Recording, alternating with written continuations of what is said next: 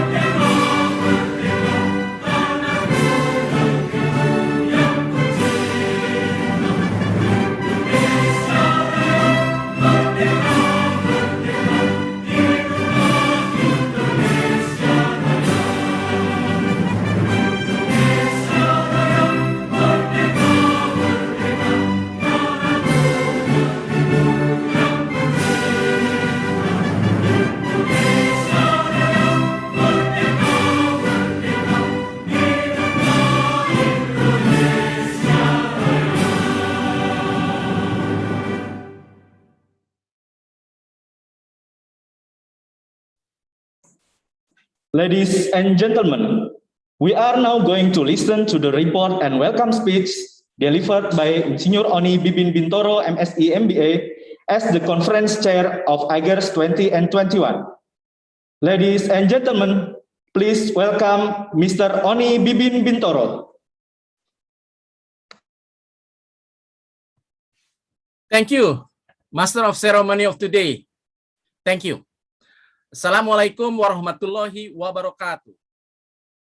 Dear distinguished guests, distinguished professor and professionals, ladies and gentlemen, good morning.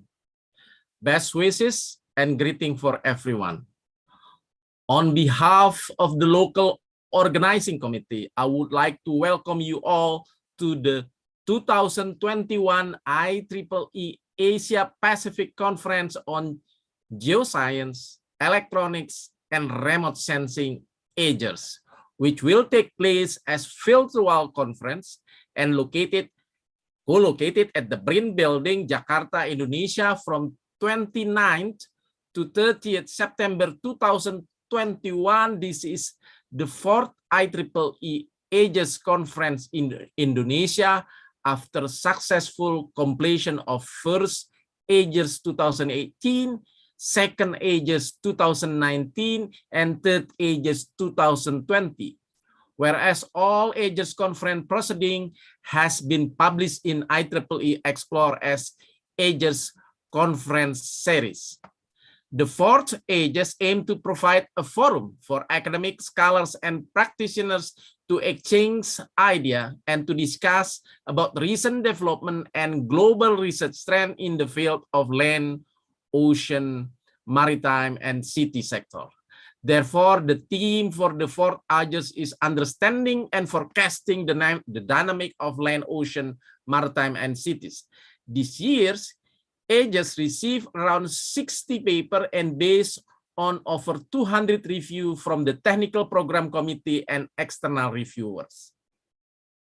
28 papers will be presented during the conference.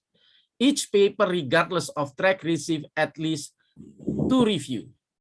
The paper and the editors came from various countries in the world, from China, India, United Kingdom, Australia, Oman, Libya, Morocco, and Indonesia. The 2-day conference will consist of plenary and technical sessions that cover related topics.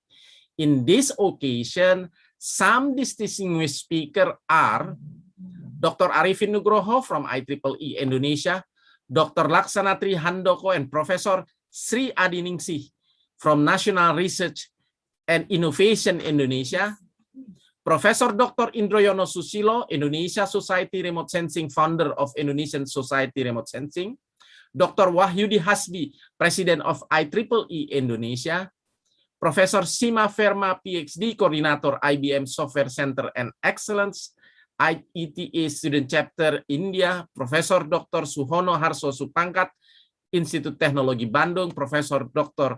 Fusun Basik Sanli from Turkey, Dr. Damayanti Saroja from BRIN, Professor Fabio Tosti, PhD from University of London, Professor Dr. Tofail Ahmad from University of Tsukuba, Professor Dr. Edwin Aldrian from International Panel of Climate Change, United Nations, Professor Kazuo Uchi from University of Tokyo, Japan, Professor Made Andi Arsana from University of Gadjah Mada, Professor Dr. Anindya Wirasatria from University of Diponegoro, Dr. Yudi Aditya Warman from BRIN,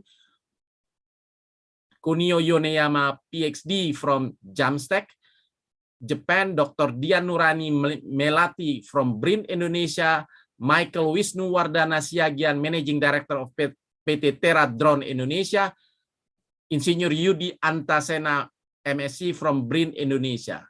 They will all deliver an inspirational speech related to science, technology, innovation to achieve the sustainable development goal and according to the theme, understanding and forecasting the dynamic of land, ocean, maritime, and city. Finally, I would like to ask all of you to attend this exciting conference by presenting paper, discussing technical issue, exchanging idea, and enjoying the collegial atmosphere of IEEE community together. We hope that you will take advantage of the many future collaboration to emerge from this meeting. Next year, I hope you can visit the Jakarta city during your stay. For now, please be safe and stay healthy. Thank you. On behalf of the conference chairs, AGERS 2021, Dr. Agustan, Dr. Marina Siji Frederick, Dr. Muhammad Iqbal Habibi, Engineer Oni Bintoro. Thank you very much. Thank you, Mr. Oni Bibin Bintoro, for the welcoming speech.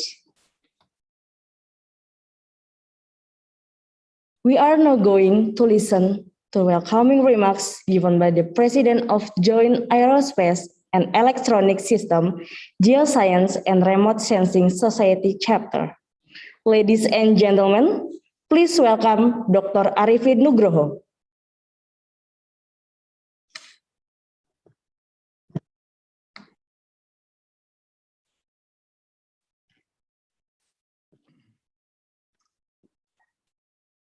Good morning. Assalamualaikum warahmatullahi wabarakatuh.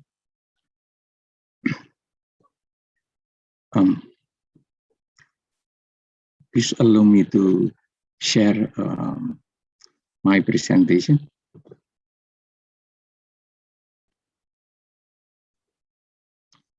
Committee, can you give me a chance to share my screen?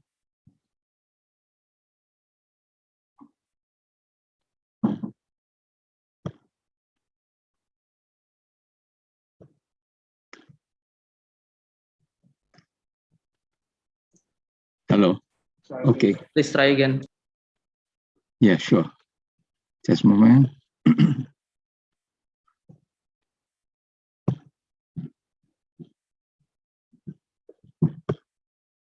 Yes.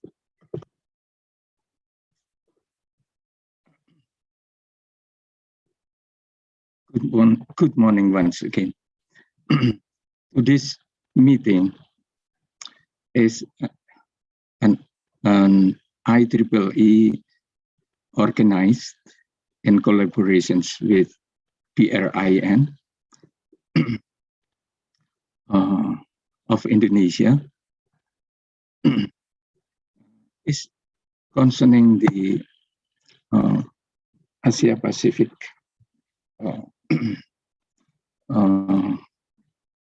geoscience and remote sensing seminar, the fourth time already since 1918, and it has been successfully accepted by many, and especially engineers in the field. And surprisingly, amidst the pandemic situations, the committee has shown their hard works successfully, and finally we are having today's meeting. But first of all, if I may, I would like to give some clue on what is actually behind this meeting. As first of all, this is starting from a joint society or joint chapter society of IEEE, which is GRSS and AASS, Geoscience and Remote Sensing Society, as well as Aerospace and Electronic Systems Society. In Indonesia, we are having these two society together in one society because we consider that these two are very interrelated one another. Allow me to a little bit outline what actually Geoscience and Remote Sensing Society under IEEE. This is a community of researchers and practitioners collaborating and designing tools to understand our interactions with Earth ecosystem, to monitor its environment, and oceans, ice caps, and potential risk. GRSS actually support a network of collaborations at the global level. So it is interesting for everyone to get together in this very society. Among the reasons that we are inviting you to get into the membership of this community is because we consider that by doing so, you may stay informed on the development and job opportunity in the field of GRSS. Then we are having a top-tier journals and conferences. Certainly you may wish to publish your work in such reputable journals and conferences within GRSS. Of course, the community is also representing a good site for students and young professionals. And especially they are delivering the access to various funding available for funding the project. Then also GRSS also to flourish the meeting organized by local GRSS chapters, such as today's meeting, AGERS, which is already the 4th time. And we are, by doing so, we could promote our meetings in the respective geographical area. Then, to foster collaborations and build a community through conferences. Last but not least, we are having a valuable content of information that you may wish to access through various websites, including GRSS Resource Center, IEEE Explore, and IEEE Data Port. Ladies and gentlemen, then why we are also strongly inviting you to also join to the EAS community. This very community is having at the moment around 500 members in the field of interest, including the complex system for space, air, ocean, and ground-based applications. By joining to this community, this is to foster collaboration among professionals, research institutes, schools, and industries.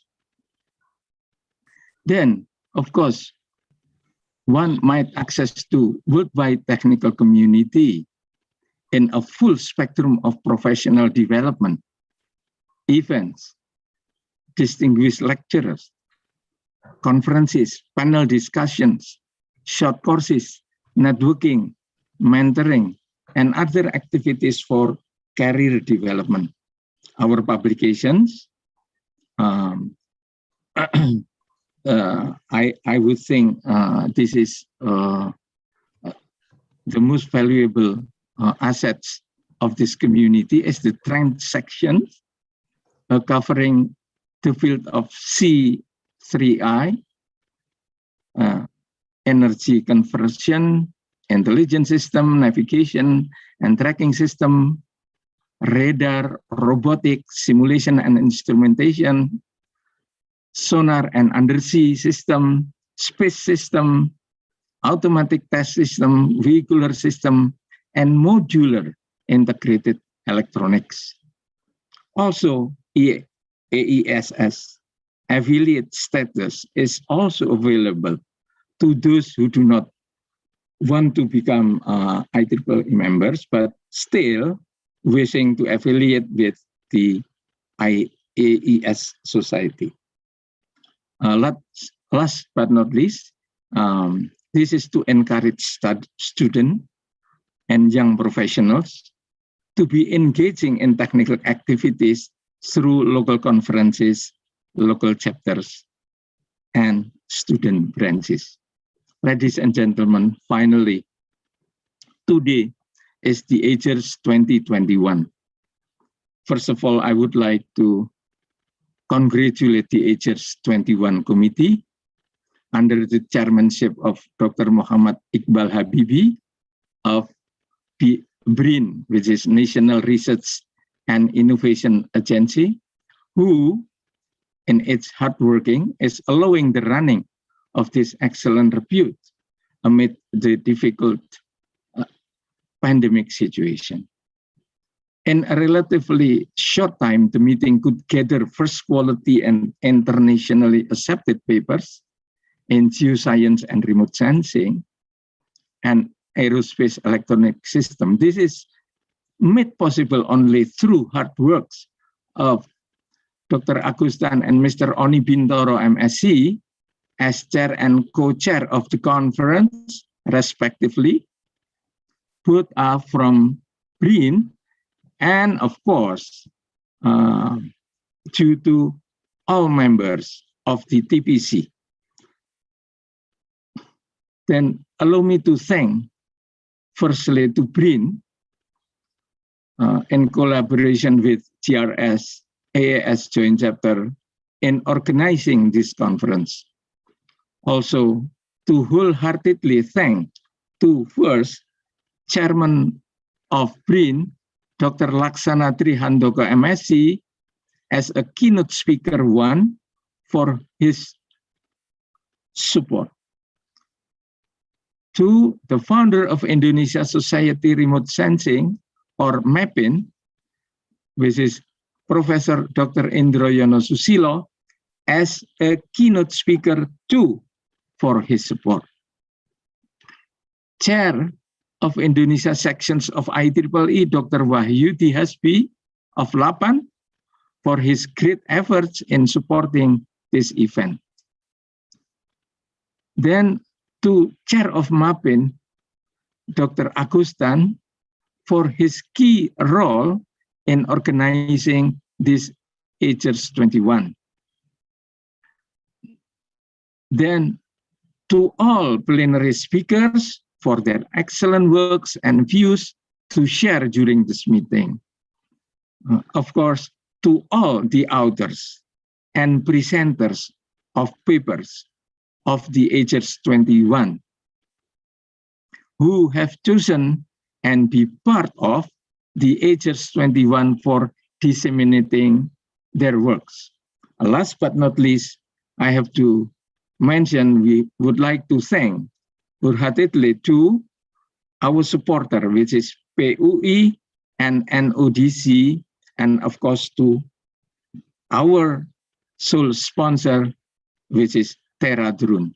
Thank you very much and have an excellent conference AGERS 21. Wassalamualaikum warahmatullahi wabarakatuh.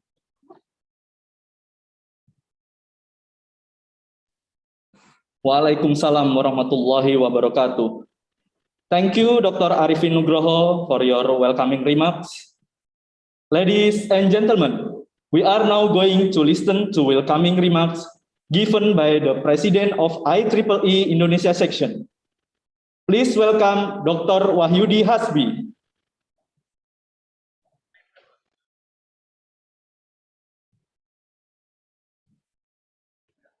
Thank you so much.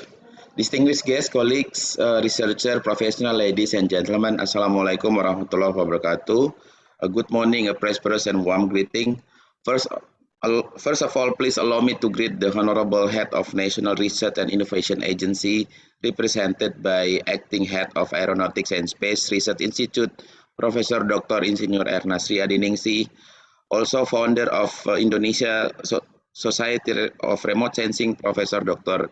Indroyono Susilo, MSc, Director of Center for Technology and Regional Resources Development, National Research and Innovation Agency, Dr. Agustan, and IEEE Joint Aerospace and Electronic System and Geoscience Remote Sensing Society, Dr. Arifin Nugroho, and also the General Chairs of AGERS 2021, Mr. Oni Bintoro, MSc. All distinguished keynote speakers from various institutions and countries as well. It's such an honor and pleasure for me to be able to greet you all and to give a few words to represent the IEEE Indonesia section at the opening of this conference. And on behalf of IEEE Indonesia section, I would like to express my sincere gratitude and welcome you to the 2021 IEEE Asia Pacific Conference on Geoscience and Electronics and Remote Sensing Technology, sponsored by IEEE Joint Aerospace and Electronic System Geoscience and Remote Sensing Society chapters, and then also others sponsor. So I believe this conference will be very fruitful for all of us, and I hope that we can enjoy all the conference. And thank you very much for your kind attention. Wassalamualaikum warahmatullahi wabarakatuh. Wabarakatuh. Thank you, Dr. Wahyudi Hasbi, for the welcoming remarks. Ladies and gentlemen, we would like to invite our speaker, Dr. Laksana Trihandoko, Chairman of National Research and Innovation Agency, represented by Professor Erna Sri Adiningsi, Head of Aeronautic and Space Research Organization. Also, we would like to request Professor Erna Sri Adiningsi to officially open this conference.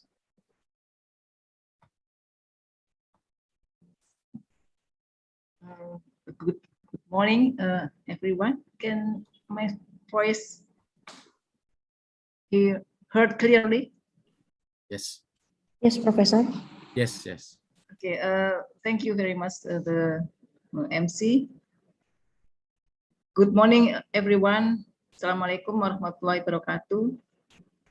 Be safe and healthy for all of the participants and distinguished guests and delegates of the 2021 IEEE Asia Pacific Conference on Geoscience, Electronics, and Remote Sensing Technology, or AGERS 2021. On behalf of the Chairman of BRIN, the National Research and Innovation Agency, Dr. Trilaksana Handoko, he apologized for not being able to join this conference. So here I'm representing him to deliver a speech and join with you. Distinguished delegates and participants, this I would like to my presentations.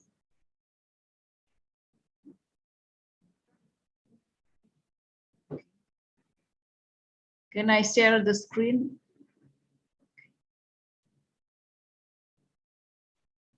Please try again. Nah, udah. Bisa di pause soalnya. Okay, thank you. So in this opportunity, first, I would like to thank to the organizer of this conference for inviting BRIN to share our activities in the research and innovations, particularly in space technology and application, as related to the topic of this conference. And I'm here as the acting head of the Aeronautics and Space Research Organizations, which in the former is known as RAPAN, but now we are already transformed and integrated into BRIN as one of the research organizations. Next. In this opportunity, I just would like to emphasize on several important issues related to what actual research and innovation activities in relation to the remote sensing and space technology development. First is the importance of the national satellite needs. As we already know that most of the activities in Indonesia, development and economic activities as well, is already supported by existing technology based on a space, and particular is satellite, which is very well known. And also, I would like also to emphasize the existing roadmap of our national satellite development, and some example of the status, current status of the research and innovation in satellite-based remote sensing applications. And in this regard, I hope that we can promote the national activities as well as international partnership to enhance the research and innovation in space technology development and application as well. And last but not least is the importance of the strategic plan at national level in space technology and application. Next, from the national satellite needs, I think this is to highlight what are our current needs, importance at the national level. First, we know that since 1917s, Indonesia has become, I think, the third country in the world which has launched the telecommunication satellite. And since then, the application of satellite-based communication has been growing very fast in Indonesia. And the other also not only for the telecommunication itself, but also the requirement to conduct the remote sensing for Earth observation, both for civilian and other purposes, like mapping, spatial planning for environment, meteorology, disaster surveillance, and so many other applications. And since current few years, we also realized the importance of how the people at a common level, at a group level in Indonesia, we realized that the need of the space technology to support our daily life for telecommunication, of course, as I mentioned, that since 1970, but also the navigation, because now everything is Internet of Things daily lifestyle. With the we really very much depend on the service of many satellites operated in the world, both for navigations, telecommunication, and for the Earth observation. This is the current situation, and I believe that this is the trend also in the next, I think at least next 10 years is still we need the improvement in satellite technology to provide services in various applications. Next. And with regard to the roadmap, national roadmap satellite, I would emphasize that we already have the presidential decree number 45, 2017, concerning the master plan for space activities.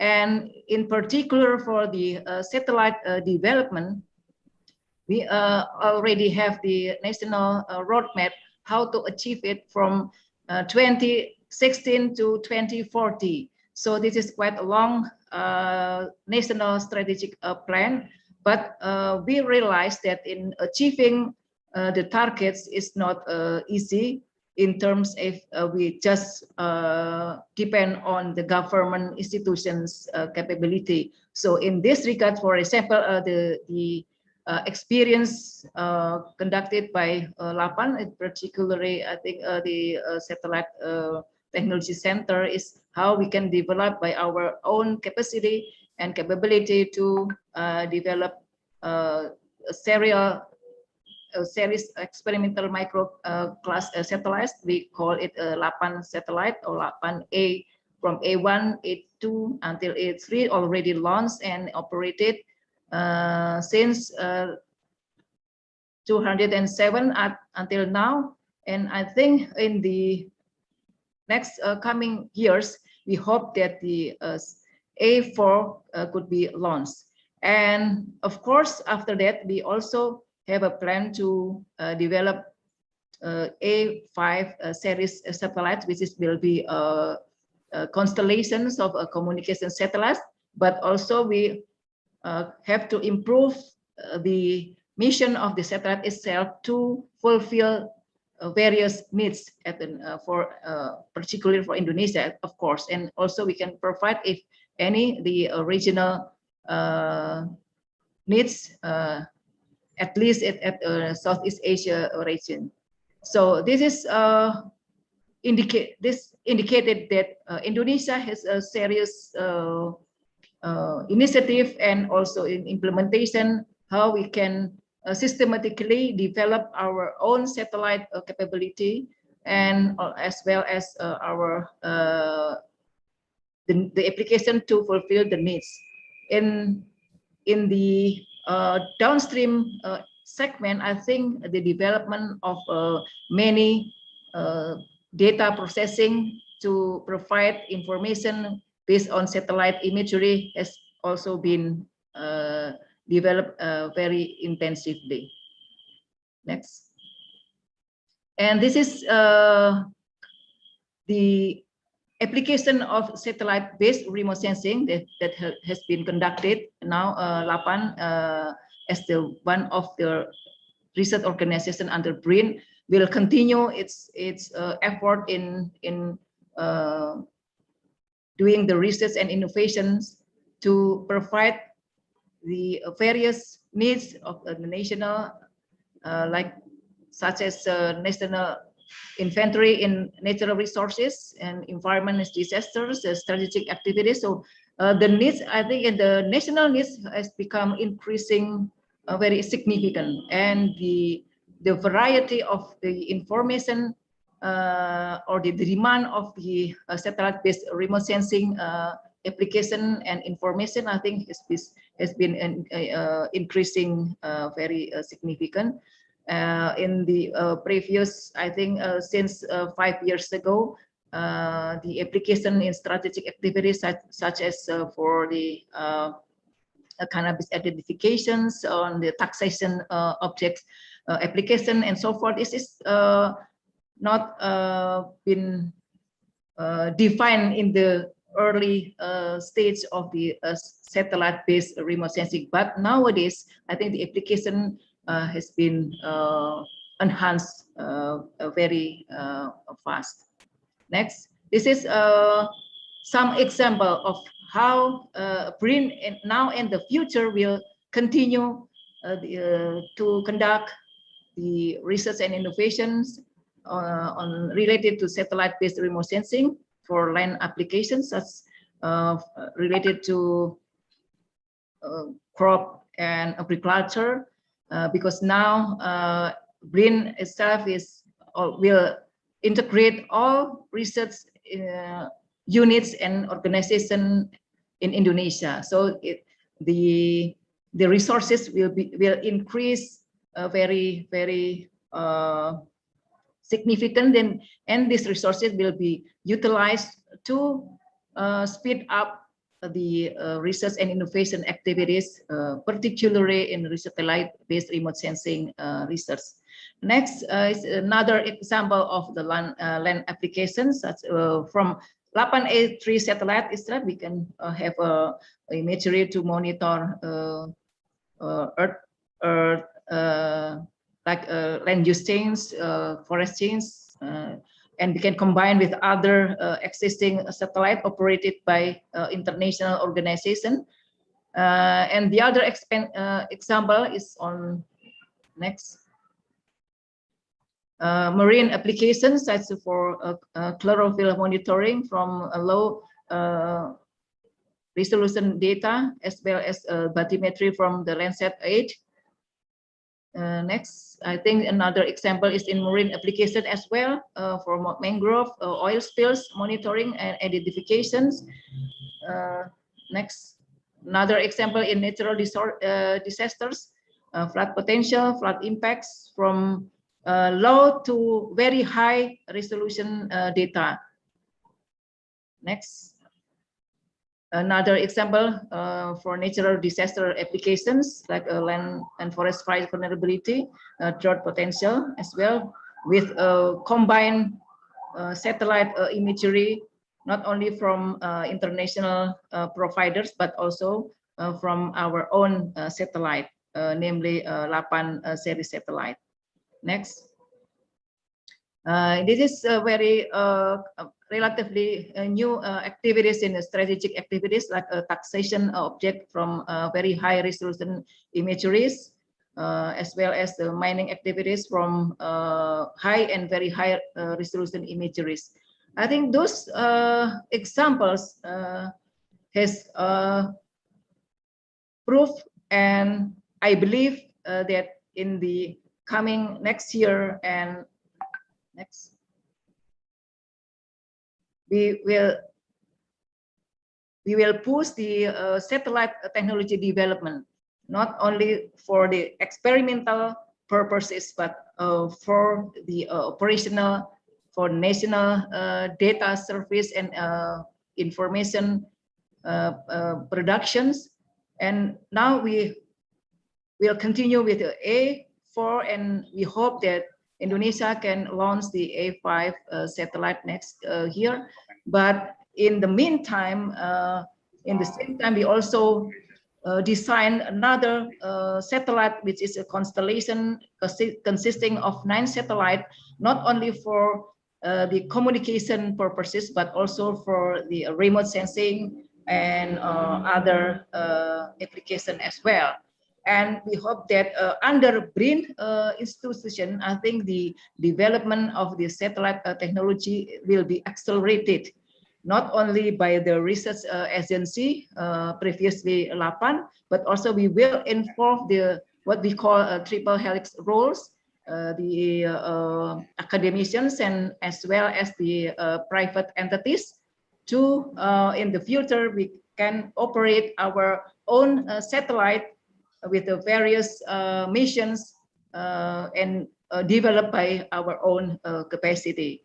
And not only for the micro satellite, but we can also in the future will develop what we call like the communication satellite that we use known as the geostationary orbital satellite, and also the SAR operational satellite. So this is a kind of the opportunity in now and the future that Indonesia under BRIN will promote and also push the acceleration to achieve the goal of the space technology development and application by involving all the related and all the related key players, not only the government and university, but also the private entities, to gather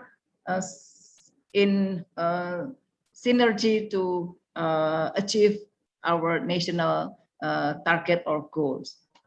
And last but not least, next.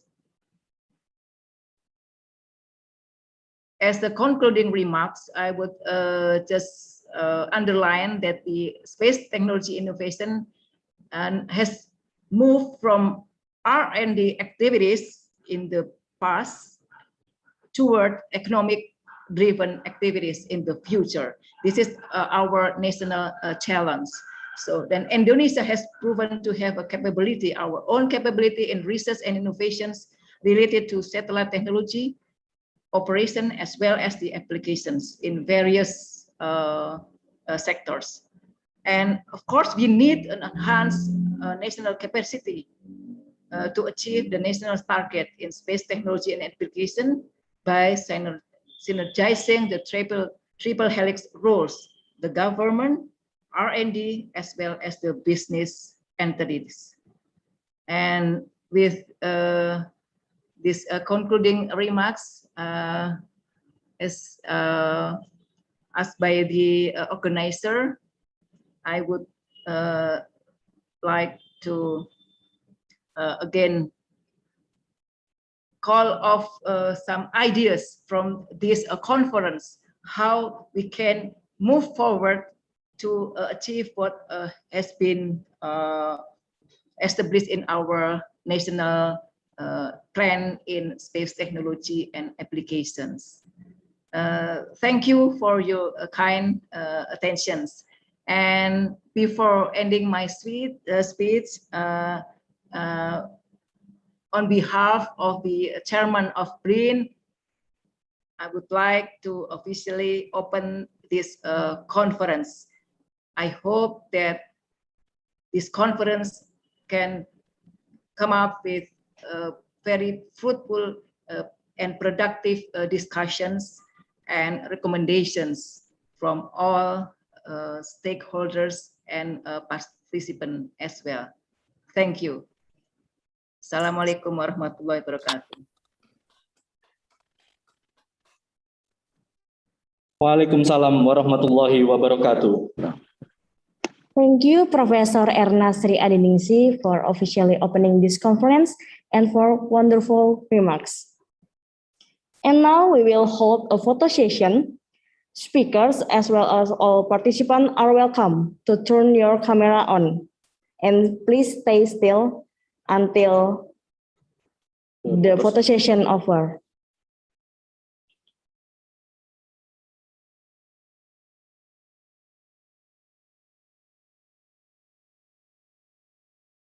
Okay, we will hold a photo session on some page. Please turn on your camera until the photo session is over.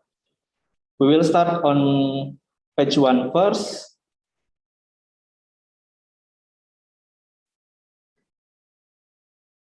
The committee, are you ready to take the photo session on page 1? Yes. Okay. Okay, I will count 1, 2, 3. Okay, please turn your camera on. We will take the photo session on page 2. Okay, 1, 2, 3.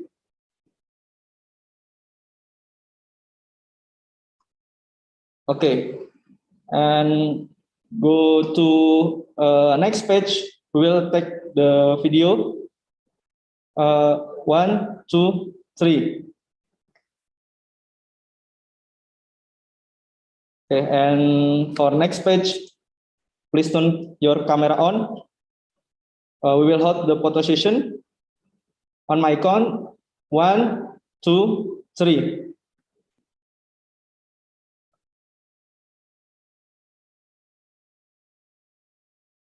Okay, is it enough, committee, for the photo session?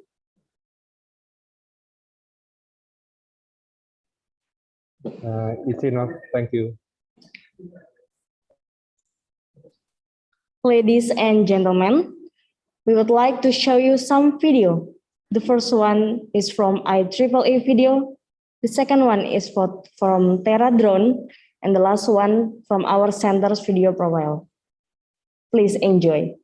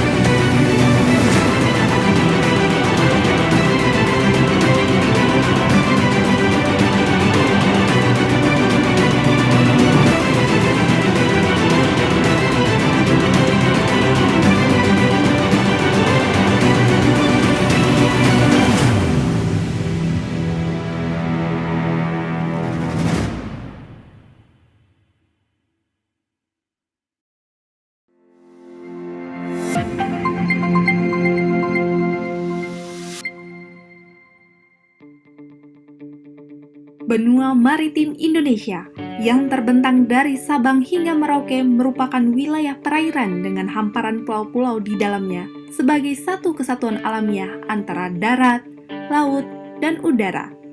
Sebagai negara kepulauan yang memiliki potensi sumber daya alam hayati dan non-hayati, menjadikan Indonesia sebagai suatu negara yang memiliki peranan penting dan strategis di dunia. Oleh karena itu, Badan Pengkajian dan Penerapan Teknologi hadir untuk mengembangkan teknologi pengelolaan sumber daya alam berbasis kewilayahan.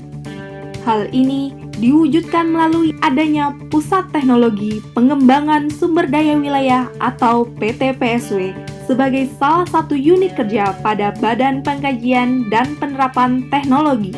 PTPSW diamanatkan mengembangkan teknologi sumber daya wilayah, yakni teknologi dan aplikasi pengelolaan sumber daya yang berada pada suatu wilayah tertentu untuk mencapai tujuan pengembangan wilayah secara berkelanjutan demi meningkatkan kesejahteraan dan daya saing bangsa.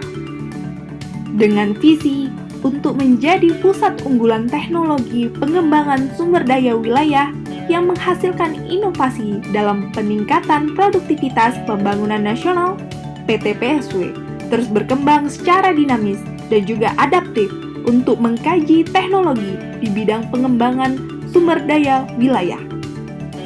Dengan berprinsip pada nilai tematik, integratif, spasial, dan dinamis, PTPSW melakukan tugasnya dengan berbasis teknologi penginderaan jauh maju, teknologi geofisika maju, teknologi akustik tomografi, dan teknologi akuntansi sumber daya alam untuk pengembangan sumber daya wilayah. PTPSW berperan aktif dalam program besar BPPT, yaitu Indonesia Tsunami Early Warning System, melalui kegiatan pemantauan karakteristik rambatan menggunakan sensor akustik tomografi, serta teknologi integrasi dan interoperabilitas data observasi kebumian untuk kesiapsiagaan nasional.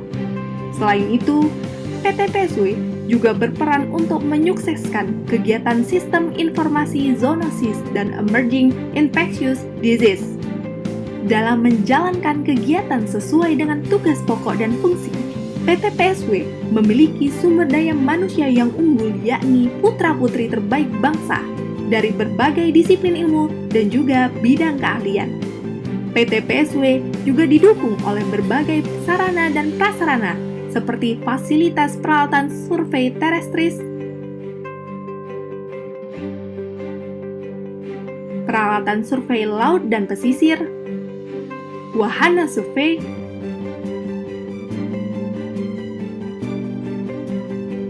radar cuaca,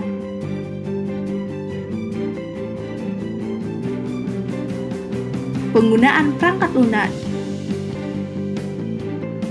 dan fasilitas sistem pemantauan observasi kebumian Nusantara atau Nusantara Earth Observation Network atau NEONET. Selain itu, PTPSW juga telah berhasil menghasilkan karya-karya inovasi, solusi, dan layanan teknologi hasil karya anak bangsa. Salah satunya adalah kerangka sampel area atau KSA, suatu metode untuk menentukan luas panen padi guna mendapatkan data produksi padi yang lebih akurat dan tepat. Teknologi ini telah dimanfaatkan oleh Badan Pusat Statistik. Untuk menjalankan perannya dalam intermediasi teknologi, PTPSW berkoordinasi dengan berbagai lembaga pemerintahan, juga memiliki jaringan mitra kerjasama yang luas baik di dalam negeri maupun luar negeri. Assalamualaikum warahmatullahi wabarakatuh. Salam sejahtera dan salam sehat untuk kita semua. Kami, keluarga besar Pusat Teknologi Pengembangan Sumber Daya Wilayah Badan Pengkajian dan Penerapan Teknologi, tetap berupaya untuk menguasai dan berburu inovasi teknologi-teknologi terkait dengan kewilayahan, data spasial dan informasi geospasial berbasis teknologi-teknologi canggih yang berbasis industri 4.0. Kepada teman-teman PTPSW juga kami serukan supaya tetap semangat, tetap berkarya dalam menguasai teknologi tersebut dan mengaplikasikan ke dalam pembangunan nasional kita. Terima kasih.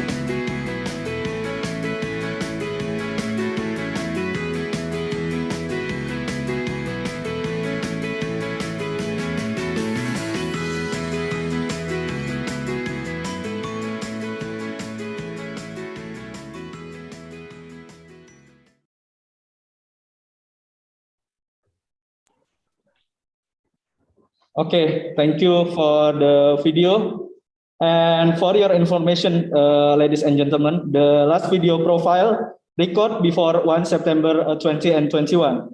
For now, all of working unit under BPPT has been integrated into BRIN, or the National Research and Innovation Agency. Okay, we are now continuing to the next agenda, that is to hear the keynote speech, which will be moderated by Dr. Agustan. Dr. Agustan has more than 20 years of research experience. He has lived in Australia and Japan to pursue his master and doctoral degree, and worked enthusiastically in surveying and spatial dynamics in the past 15 years. He has experiences in leading technical teams. One of them is awarded the Innovation 108 in 2016. Ladies and gentlemen, before we start, if you have any question during the presentation from the speaker, use the raise hand button, or the question can be delivered via Slido. Please welcome Dr. Agustan. Okay, thank you, Mr. Master of Ceremony, dear Gita and Nico. Thank you very much. Assalamualaikum warahmatullahi wabarakatuh, and very good morning for all the participants, scholars, and all the prominent professors around the globe. Thank you very much for joining us today in the plenary session for the 2021 AGERS conference of the IEEE AGERS conference. So we come up to this plenary session, which is in the agenda. At least we have the 8 prominent professors covering various issues and topics, from general remote sensing, and then the application for the environmental, and then we will have a discussion about the integration of the INSAR and ground penetrating radar, and then some related topic related for the above ground biomass. So and then also there is a topic related to the climate change, and then it is very interesting right now to hear the latest or the updating state of the art of the technology of the related to the geoscience, electronics, and remote sensing technology that we have a conference today. So let me introduce the first speaker for this plenary session today. So I would like to invite, or I would like to show you the short bio of the first speaker today, which is Professor Indroyono Sisilo. He's an honorary member of the Indonesian Academy Science, or IP, and also the founder of the Indonesian Society for Remote Sensing, or MAPIN. And also he received a PhD degree in geology from the University of Iowa, USA, MSc in the remote sensing from University of Michigan, also from USA, and engineering degree in geology from Institut Teknologi Bandung, or ITB, from Indonesia. So he also experienced prominent positions within the Indonesian government, such as the Coordinating Minister for Maritime Affairs from 2014 to 2015. And then he also a Deputy Senior Minister of the Coordinating Minister for People's Welfare, Director General for the Agency for Marine and Fisheries Research, Ministry of Marine Affairs and Fisheries, and Deputy Chairman of the Agency the Assessment and Application of Technology, or BPPT. And also during 2012 to 2014, he was the Director of Fisheries and Agriculture Resources at United Nations Food and Agriculture Organization, or UNFAO, in the Rome, Italy.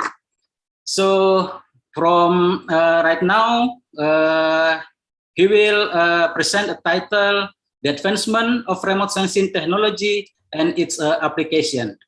So before you start, Professor, I would like to remind you that the time presentation is about the 15 minutes. So please keep on time about the 15 minutes. So the time is yours, professors. Thank you, Dr. Stans. Do you think I can share my screen? Okay, very good. Thank you. So, Assalamualaikum warahmatullahi wabarakatuh. Waalaikumsalam warahmatullahi wabarakatuh. Good morning, everyone. We have here Professor Erna Setiadiningsih from BRIN, Dr. Arifin Nugroho, my colleagues, Dr. Hasbi, and also Dr. Agustan and Mr. Bintoro. Very happy to be here again, because I would like to remind everybody that mapping was established in 1990. And I'm very happy also to be able to explain to you what is, from my perspective, the advancement of the remote sensing technology and its applications in the world, and also maybe in Indonesia itself. Number one, I think everybody followed the news, on May 21st, and May 14, 2021, just 4 months ago, we have the China's Mars lander Tianwen-1 and its rover Zhurong landed in the surface of planet Mars.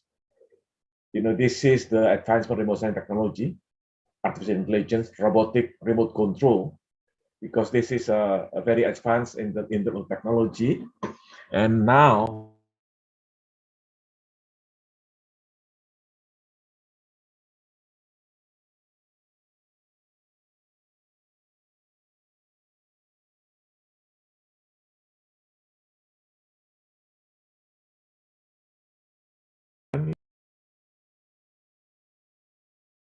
Sorry, Professor, you unmute your voice, please. No, I'm okay.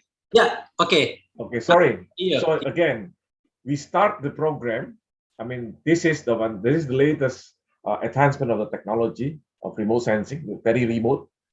191 kilometers, 191 million kilometers from Earth, so very remote. When I follow this news,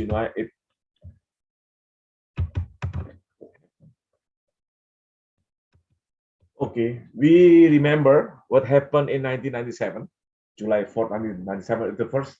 The first man-made rover and Mars landers landed on the moon, on Mars. It was in 1997. After 24 years, another countries able to land its lander to this red planet.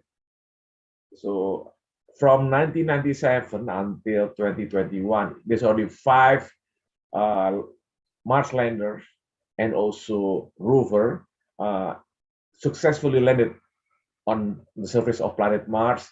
And now today, there are 3 landers, 2 US NASA landers and the rovers, and 1 from China. So it's great progress in the humankind, and this brings so many new inventions, among others, for the remote sensing technology and its applications.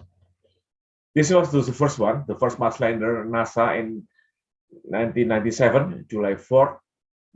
At that time, the camera was positioned in the NASA Pathfinder 1, and they are able to monitor the movement of the rover, we call it the rover sojourners. So in 1997, I was able, and I have the privilege to join the NASA GEOSAT team under Dr. Alexander Westward, to conduct analysis and interpretation of the Mars surface in NASA, California, in Pasadena in July 1997. Because the reason I was invited, because at that time, they found that the surface of the Mars is almost the same like the surface of the island of Java, with the andesitic rock and so on. So after 24 years, what what kind of new finding that we found in Mars, because we know that this kind of space technology will bring a lot of application and innovation. Number one, we found that low solar radiation on the Mars is not as low. That means that we might be able to, a human being might be able to stay in Mars. Number two, it was found that there's ancient river on the surface of Mars. If we say ancient river, though, this was water during the history and the lifespan of planet Mars. The remote control and the remote instrument of the landers and also the robot, they're able to monitor the existence of the nitrogen, hydrogen, oxygen, phosphor, and carbon on the surface of planet Mars. There is also ancient lake was found on the surface, and there was a living species on Mars billion years ago. Living species, but however, we realize that usually living species able to mutated, okay, able to make some evolution. So probably during this time, there's still living species on Mars, and research and exploration continues to find new finding in the surface of planet Mars. There's organic compound found in mudstone of Mars surface, like the methyl, metanotyl, and dimethyl sulfide over there. And the nice thing also, we found that the sedimentary rocks on Mars surface, we found sedimentary rocks on Mars surface. Sedimentary rocks only able to be developed using with the existing of waters. You know, without waters, without the transgression and regression processes of ocean waters, for example, there will be no sedimentary rocks. So if there is sedimentary rocks in the surface of planet Mars, so there is a sedimentary rocks over there. So there will be a water over there. Maybe now, maybe some billion years ago. And so from all of those, we believe that there was a Mars living species in Mars in billion years ago. Now, from the technological point of view, the Mars exploration, we have to find out some of the definition. For example, the distance from Earth to Mars is 192 million kilometers. So it's so far away, very remote, okay? To reach Mars, you need at least 220 days. So if we plan to send human being to Mars, this human being should be able to survive 220 days one way. So return, at least you need 440 days just to go there and to return to Earth. So with a long march, so we have to do a lot of preparation to do that. The time delays for operation, for example, if you want to move a remote vehicle, we want to move the rover, you need, if you give them a signal, if you give signal to this rover or this Mars lander, you need 11 minutes. So if you, sometimes when I was there, I was able to operate Mars rover, at that time we have to be ready, because the signal we send will reach the rover in 11 minutes. So at that time I remember that we hit a rock, because we sent the signal too late, less than 11 minutes. Nice thing to get the remote sensing now. The Mars landers and Mars surface brought high resolution imaging system, high resolution camera. If you say remote sensing, remote means sensing sense from a remote area. So from Mars, it's very, very remote because 192 million kilometers from Earth. And the high resolution camera that now being operated and operation in Mars is sent back to Earth very, very high resolution, very sharp imagery of planet Mars. There's a technology remote control system, robotic, and radar telemetric system, and also cloud data storage system, because the big data was able to be downloaded, on Earth, from Mars. So in the remote sensing technology within 4.0 environment, we realized that this bring new finding on the Internet of Things, on the autonomous robot. We are able to download so many big data in cloud, for example, artificial intelligence, augmented reality, and 3D printing, and also again download all the big data on cloud. So this is all is a remote sensing and related technology, which we in a 4.0 environment should be able to bring and to improve our capabilities to develop the technology and our capabilities to develop its application.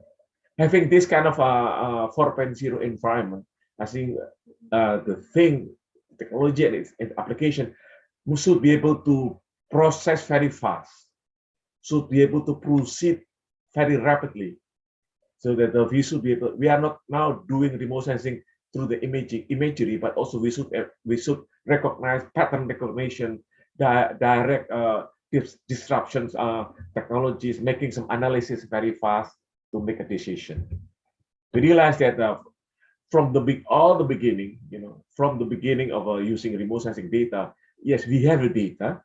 We have to process the data into information. You conduct digital image processing and so on, and you do all the information found from the remote sensing data and others data to produce knowledge, like what, where, how, when, why.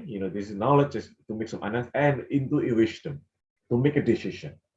For the modern society right now, to make a decision, to make a wisdom, you have to base on knowledge.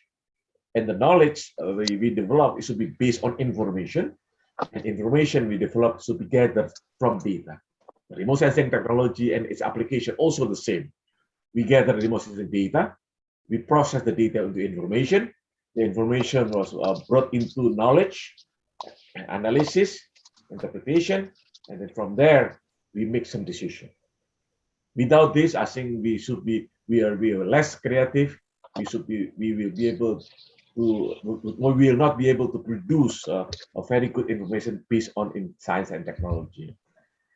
The next thing I also like to share with you is, considering that now Indonesia is completed with the Palaparing project, which beside the satellite, domestic satellite, also we will be able to connect all our archipelago with the Palaparing. We call it using the fiber optics.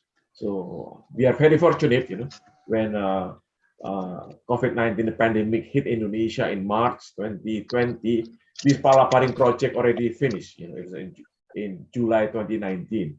So by having this system, if you have to do work from home, if you want to do some school from home, at least this Palaparing able to support the program. So we are able to transfer the data, we are able to transfer the imagery, we are able to transfer remote sensing data and imagery to all over Indonesia using a high-speed technology, including using the fiber optics. We have this already. Thanks God.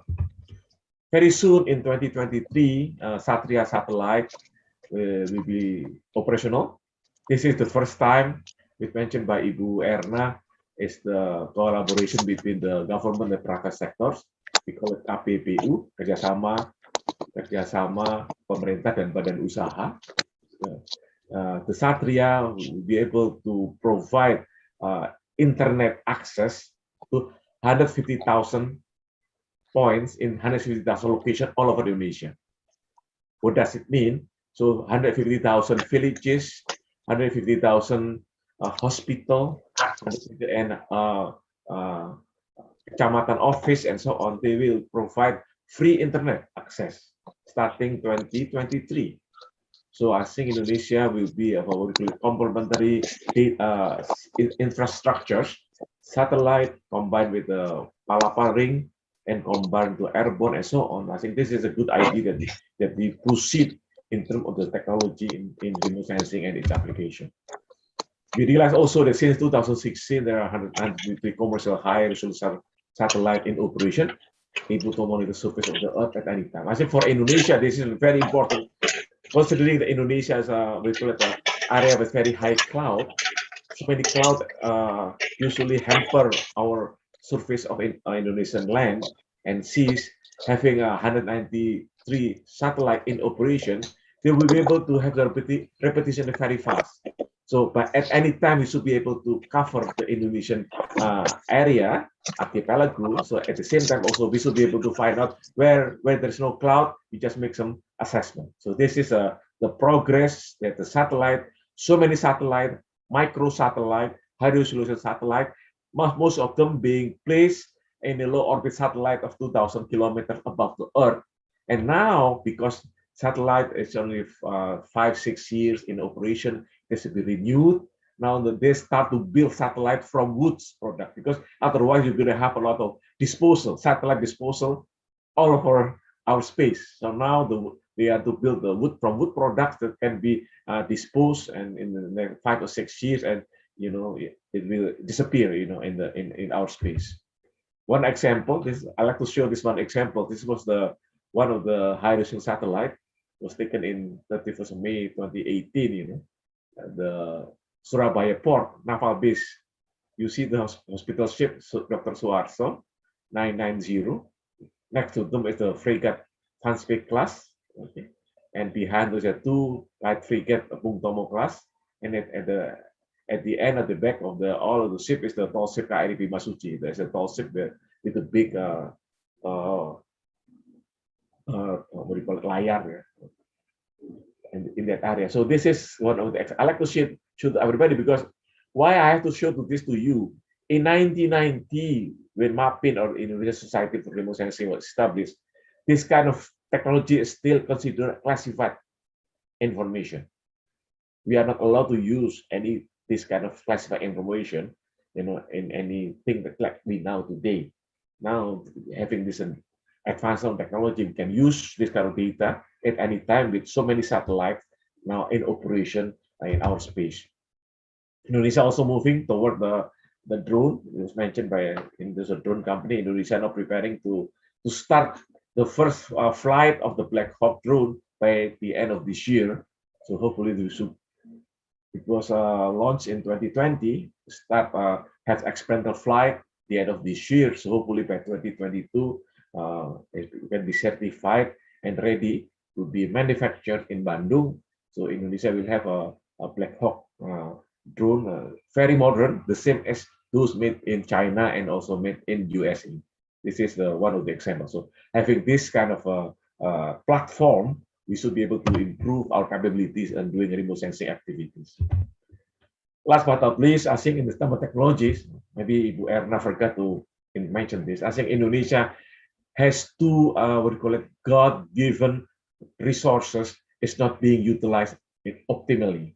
Number one is our position in above the equators, which is the best place to put satellite, right?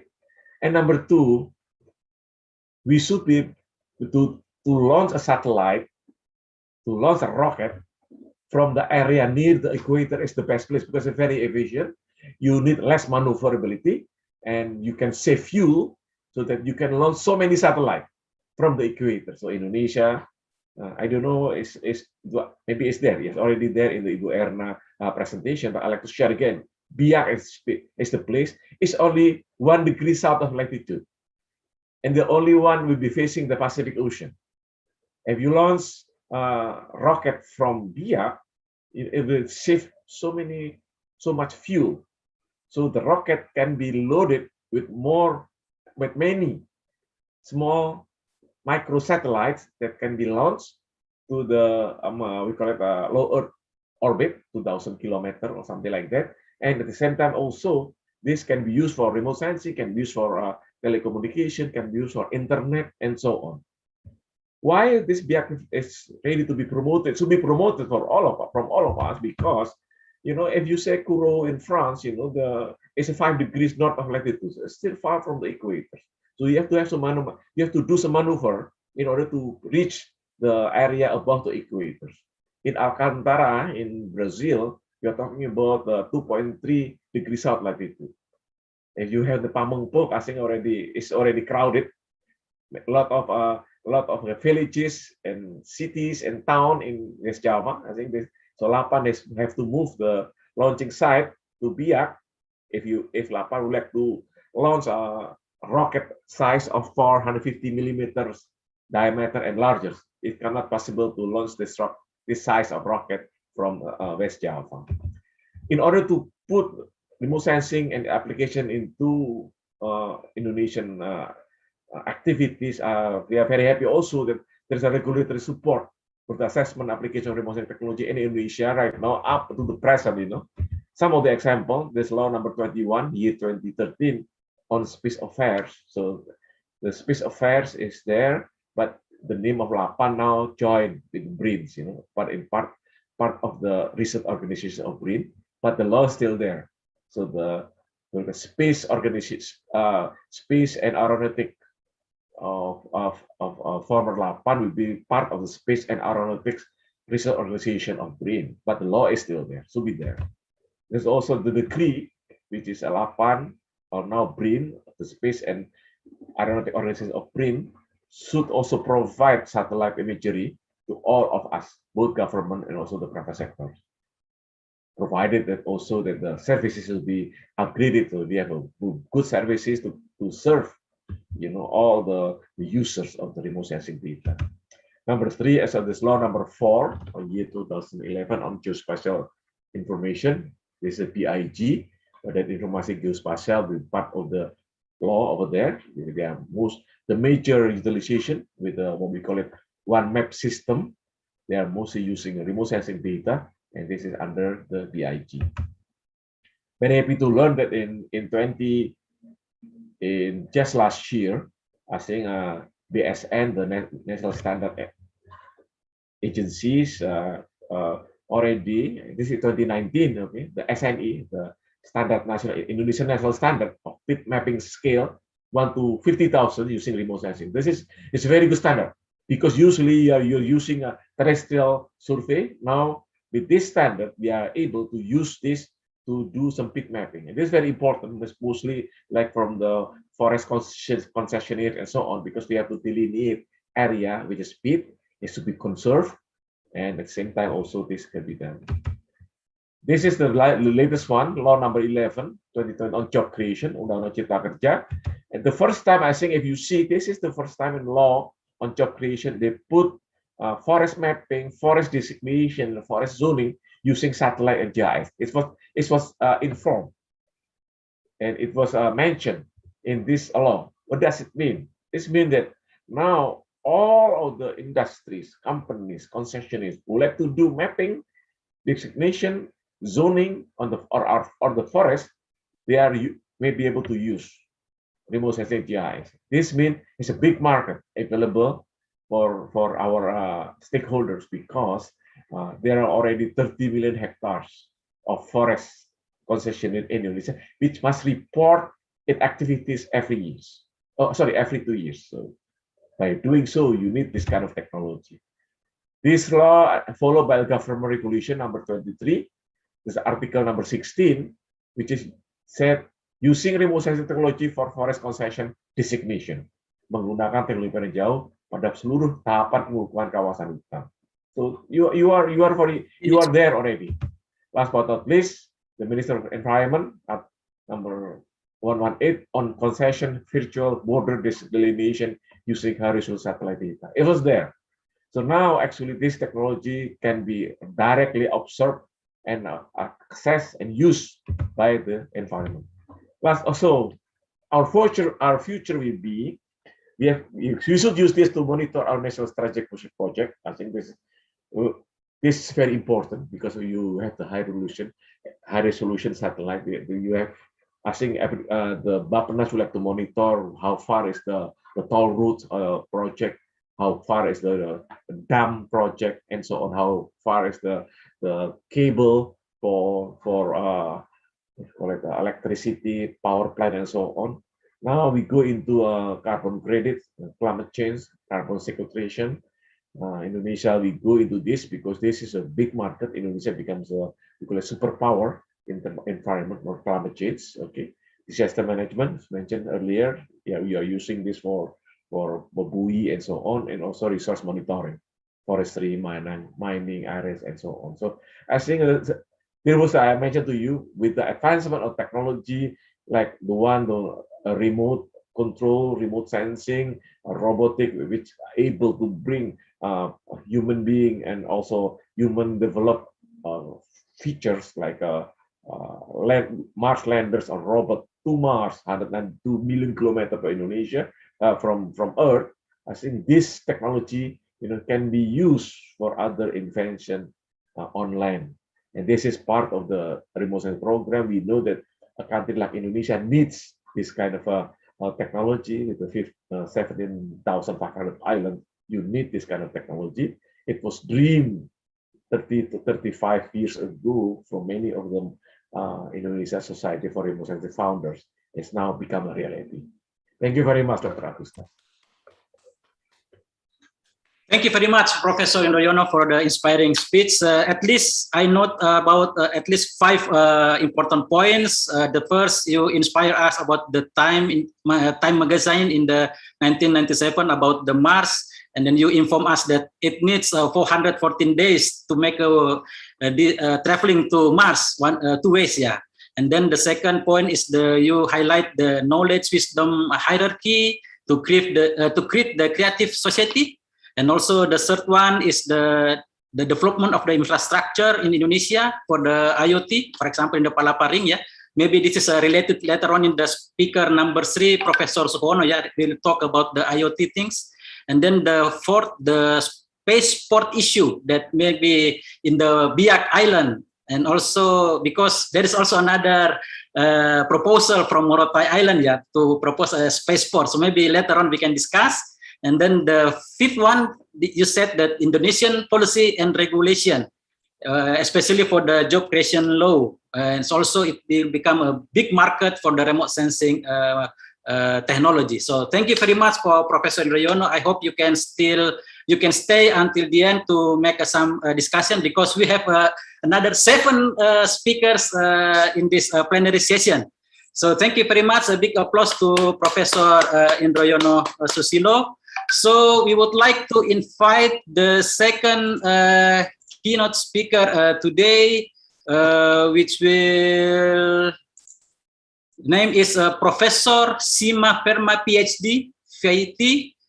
She's a professor in the Department of Computer Science and Electronics, University Banastali Vidyapith or Banastali, India. So she will present or talking about demystifying research in aircraft ad hoc networks, challenges and solutions. He received a PhD in the 2003 in the topic Performance Evaluation of Turbocoach, Department of Computer Science and Electronics, University Banastali Vidyapith in India, and also master degree in the 1999 from Department of Computer Science and Electronics, University Banastali, and also Bachelor of Science in the Electronics Department of Computer Science and Electronics, and also the same university. She has 10 membership of professional bodies. Also, she granted for patent, which will be named an improved method of data broadcast in wireless environment in 2020. Congratulations, Professor. And also, she has 14 copyright granted or registered numerous awards and honors. So it's honor to us that you can join us today. You think there is a time difference between Jakarta and India, maybe around 5 or 6 hours, maybe 4, yeah? Not really. It is like 1.5 hours. Oh, 1.5 hours. My Okay. place, yes. So it's good morning from India. I'm Professor Namaste. Sima Verma. The time is yours, and 15 minutes, Professor.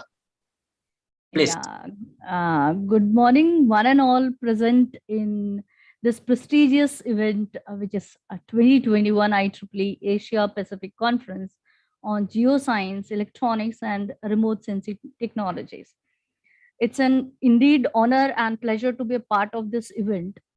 And thank you so much for beginning my day with such an prestigious event. So thank you once again. Namaste from India. So now, with due permission from the chair, let me share few things which I started with Indonesia and Malaysia very recently. I had a project from government of India, which is India ASEAN collaborative R&D project, and I'm having like personally I'm there as a principal investigator with the teams from India, Indonesia, and Malaysia. So people from University of Indonesia are with me. So we guys are friends now. So to start with this positive note, start sharing my screen, and with the galaxy of experts present out there, and with the honorable chair, I'm pretty open for all kind of collaborations in future, and that is the only reason we guys are talking. Otherwise, people are having quite a knowledge. I'll just add a bit into it. So, sir, with your permission, can I share my screen? Yes, please. Yeah. Please. Thank you so much. Thank you so much.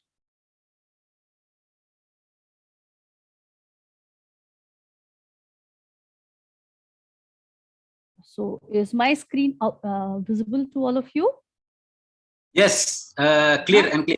Yes. Yeah. So I'll make it full screen, and then I'll start with my presentation.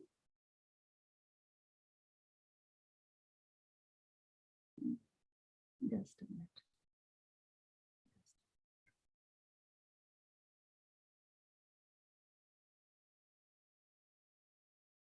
My screen sharing has been paused, is it? Not yet, professors. Maybe you can click the full screen, F5. Yeah, now I'm comfortable with this. So is it okay? Are you able to see my screen now? Yes, we can see your screen, but still not in the presentation mode, still in the slide mode. Now it is fine? Yeah, okay. Now it's clear and clear. Okay. So I'll just introduce few things about the various research agendas that are available in aircraft ad hoc network. Now, the first question is how this aircraft ad hoc network is relevant with this conference. The first very important thing is now people have started talking about remote sensing, people have started talking about IoT, then cloud, then blockchain, and like that.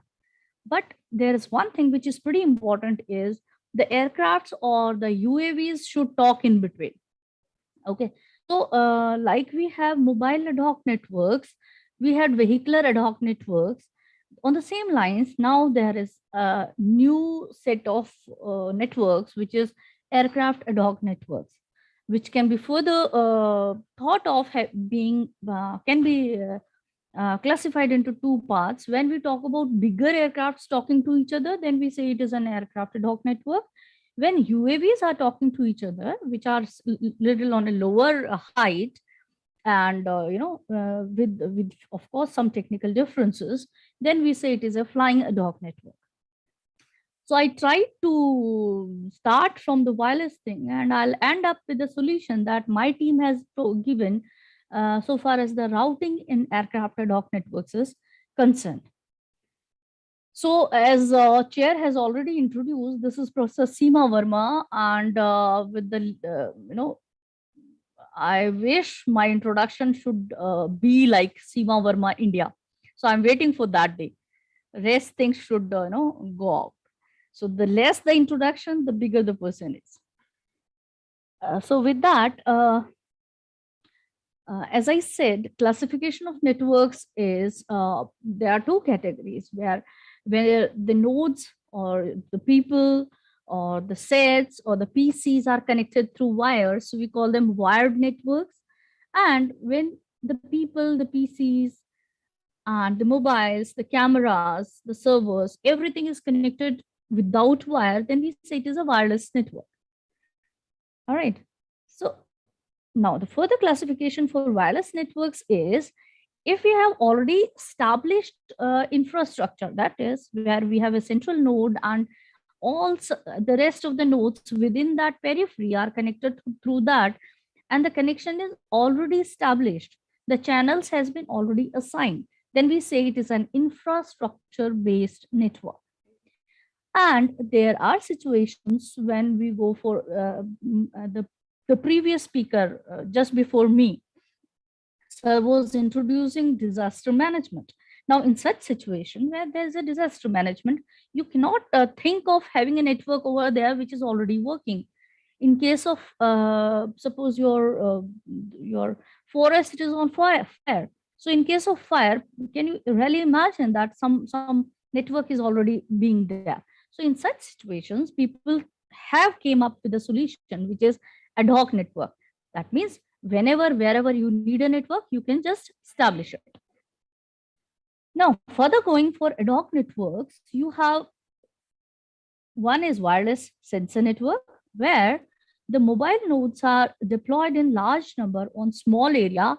They are static, they don't move. So what you do is you just sprinkle the nodes in the area where you want the data. So the nodes are having the sensors for what kind of data you want to sense, and then they have a transmitter with a small battery, of course.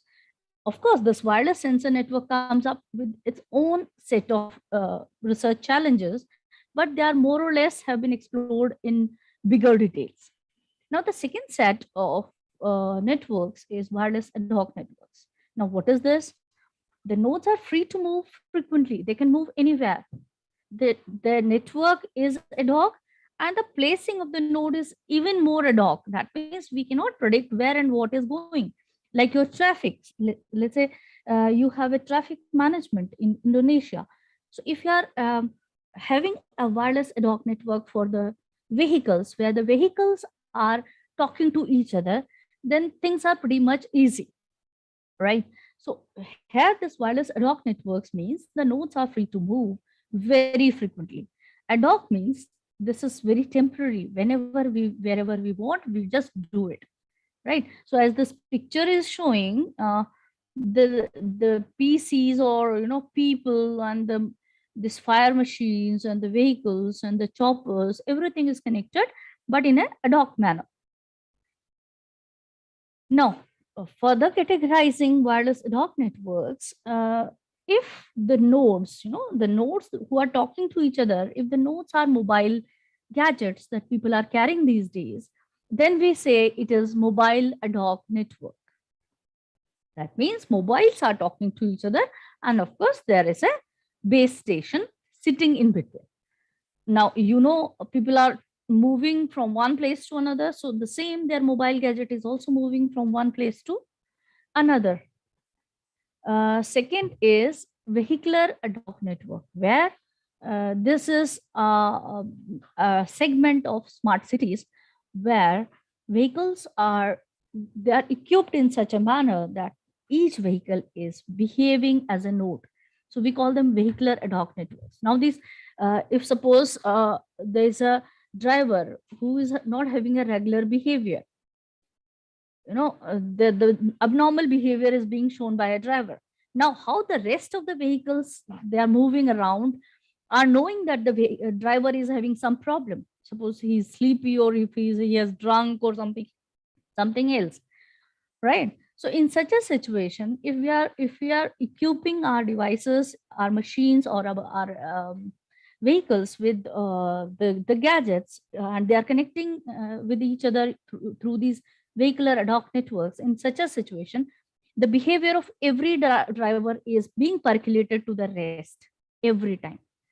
So then it is kind of, in advance, you are knowing that there is a pitfall, or the driver is not behaving properly, or you are having a vehicle just above, just in front of you, or just at the backside. The third category, which is the very recent one, it is airborne ad hoc network. We call it aircraft ad hoc network as well, or FANET, F-A-N-E-T, which is flying ad hoc network. Now, there is a difference.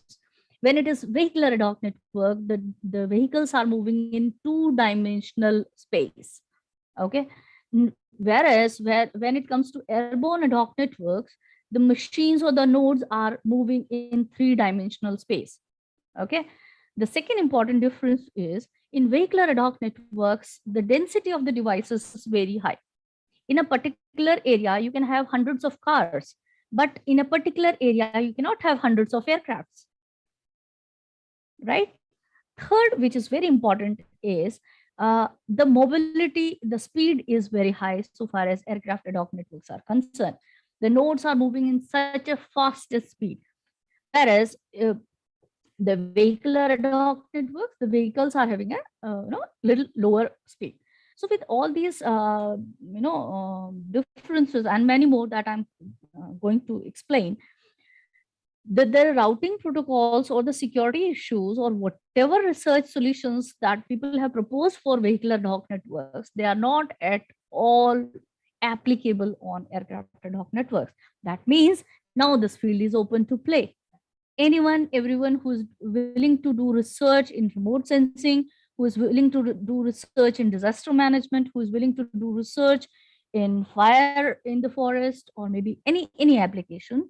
And very recently in COVID times, that monitoring of people moving here and there, or whatever is the situation during lockdown in various countries, has been monitored by drones only. And there, this is very important that the drones are talking to each other. Right now, the challenge is that there is not a single routing protocol available in software as well as in hardware, which can give you 100% reliable solution. So people are exploring these networks like anything, and these COVID times have made people aware that this is the future. All right, so I'm starting my things from here. I won't take much of your time. I'll be into the designated one.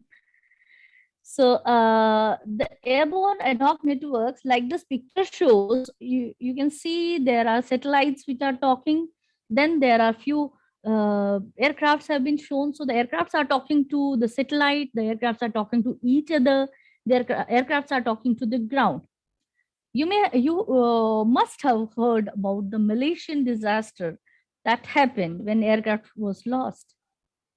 Had it been these networks, which are like, with guaranteed routing protocols, then probably that missing thing won't be that long. In fraction of seconds, you would have been, able to trace. The second thing is, suppose there is an ocean in between, and there's one ground station in one side of the ocean, whereas this is one country, and there is another country, the other side. So over the ocean, since the humidity is so high, and there is no ground station as such in between, so the aircraft at times, miss the communication. So if you use aircraft as a node, then probably aircrafts in themselves will start talking reliably and will be able to connect with the satellite and the ground stations. So these aircraft ad hoc networks are highly dynamic, as I said, ad hoc networks with flying vehicles acting as mobile and relay nodes in air or space. I'm sorry, I'm not playing any video because of the time shortage. Now, these are the characteristics of airborne ad hoc networks. Now, I'm talking a little technical. The node mobility, as I said, it's very high because we are talking about drones and we are talking about aircraft in itself. In the mobility models that have been worked for vehicle ad hoc networks, now they are not we cannot use the same mobility models here. So the second research challenge people can work upon is on the mobility models. The node density, as I said, is pretty much low. 100 aircrafts in 5 kilometers, not possible. But 100 cars in 5 kilometers, yes, it is possible. So there's a difference. Now the bandwidth is again a constraint. Then there is a large transmission range, because if two aircrafts are talking to each other, the distance between them is pretty much high. So the strength of the signal is an issue. Connectivity, again, an issue. Unreliable channels. There is low and dynamic data rates, and there are many more challenges. You explore and you can have a number of challenges. So this makes AANAT and like aircraft ad hoc networks and mobile ad hoc networks very, very different. So you cannot think that mobile ad hoc networks or vehicular ad hoc network solutions work with aircraft ad hoc networks. They won't. So this is a comparison I try to have, as I just already shared about, the kind of comparison. So the same is there. So I'm not taking much of the time. The important thing is this power consumption and network lifetime. Now, if you are talking about UAVs, the power consumption, once you have a phantom drone and you fly it for 15 minutes, you are lost with the battery, and you can use 60% of the battery only. So the time and the battery and the power consumption, network lifetime is an issue. Okay. So the design considerations for aircraft ad hoc networks is, of course, adaptability. That is, if one node fails, the network should adapt in such a manner that it should redesign itself, because there are frequent changes in the node location due to high mobility. The second design consideration is scalability, where the number of aircrafts for performance improvement has to increase. Designing a protocol is again an issue. The third design consideration is latency. So you need to design low latency algorithms to minimize the packet delay for real-time applications.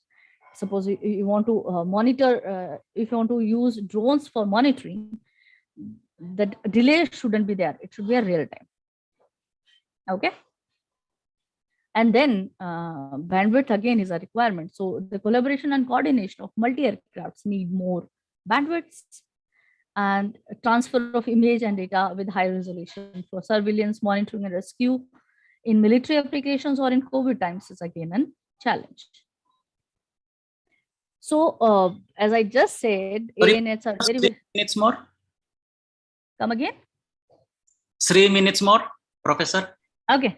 So then I'll go this way. Okay, so these are the research challenges at various levels. ANET are very different, so you need to go for all these challenges. So this you can go take from literature. Now I'll come on. This is a very important thing, which is routing issues in ANET. It is a research challenge.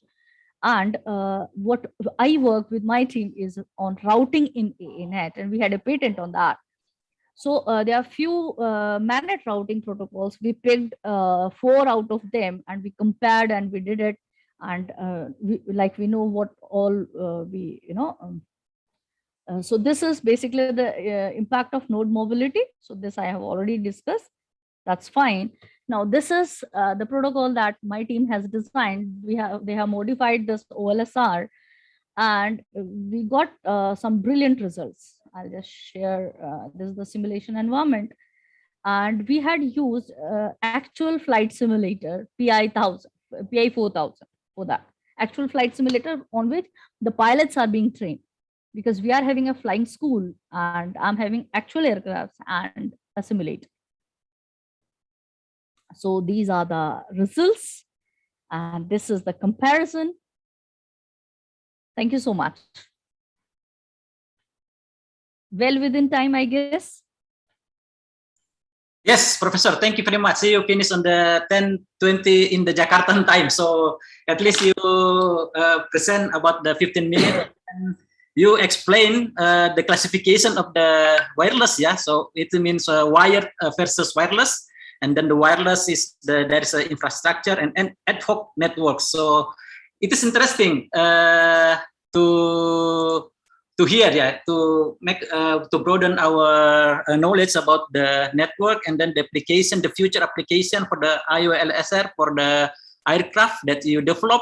And I think it's very interesting to know, because this is related to the future electronics system. Yeah, maybe later on we can discuss. But I also have a notice from the committee that our prominent professor, Professor Indroyono Susilo, will leave the forum. But there is a lot of question. At least there are 4 questions for Professor Indroyono, but he will answer by text, by message in the Slido also, according to the committee. So thank you very much for my presentation, if any. Professor Sima, Professor Indroyono, thank you very much. Maybe we continue to the third professor, the third speaker today. We would like to invite Professor. Can I interrupt? We would like to invite Professor Suhono Harso Supangkat. So thank you so much, Chair, and all the best, Professor Suhono. And I make a, with your due permission, I think I should leave. I'm heading for a next meeting. So thank you so much. Yes, Namaste. thank you, Professor Sima. Big applause for Professor Sima. Thank you so much. Thank you. Look forward for all research collaborations. Now you guys having my email ID and phone, so let's make it more fruitful. Thank you so much, and all the best for the wonderful event. Thank you you so much. Thank you very much, Professor Sima Perma. So we come up to the third speaker today. We would like to invite Professor Dr. Suhono Harso Supangkat. He's a professor from the Institut Teknologi Bandung, Director of City Innovation and Smart Society of ITB. So his title presentation today is the development of integrated smart system platform for smart city. So his background about the doctor engineering from the University of Electrocommunication Tokyo, and also Master of Engineering in the Meisei University Tokyo also, and Bachelor from Electrical Engineering Bandung Institute of Technology. He has several registered patents also and copyrights in the fields of ICT, big data analytics, and smart cities. Assist the government in the development of several regulation pertaining to information and communication technology. He has more than 50 international conference and journal publication to his credit. And also he has managed and is currently managing various smart city projects in several Indonesian cities. He's also conduct a lot of short course, yeah, including me, one of his student. Then I follow the short course of the digital transformation, the collaboration between BPPT and ITB previously in the last year. So actually, he's my sensei also, Professor Dr. Suhono Harso Supangkat. Please, the time is yours, about 15 minutes. Thank you, Mas Agus Tian, and congratulations to the organizing committee of the IEEE Asia Pacific Conference on Geoscience, Electronic and Remote Sensing Technology, or AGERS. Well, as said by the moderator, I would like to share about our activities, especially on the smart platform development. For 15 minutes, yeah, Pak? Yeah. Yes, Professor, please. Okay, I would like to talk about background and what is the activities in smart city. Actually, we call it a smart system platform. City is one of the system like mobility, like in health, like in transportation, etc., etc. So we call it a smart system platform, integrated smart system platform. And I would like to tell a bit about our activities in Semarang Smart City. Well, as we know, our societies before COVID, there are a lot of abnormality. Yeah, the number of population or citizens stay in capital city or in city more than 50% compared with the 1960, only about 35% stay in city. However, now it's more than 50 and near 60% stay in the city. So there are a lot of challenges in our society, in transportation, in waste management, pollution, and also in regard to the discipline of the people to in transportation or in mobility. Next, however, since last year, during pandemic, the city was dead, or as cities finished. The people what do you think about the people employ work in a high-rise building? No, work from home, work from anywhere is redistribute of the population that stay in the central of city to becoming more redistribution with the masker, with the distant mobility, and so on and so on. This is our colleague Professor Karurati said about as it is finished is one of the challenge. So we need innovative solution to tackle the challenge. Cities, communities, societies, climate and energy, law and security, education and learning. Of course, the future of learning is different with the old learning.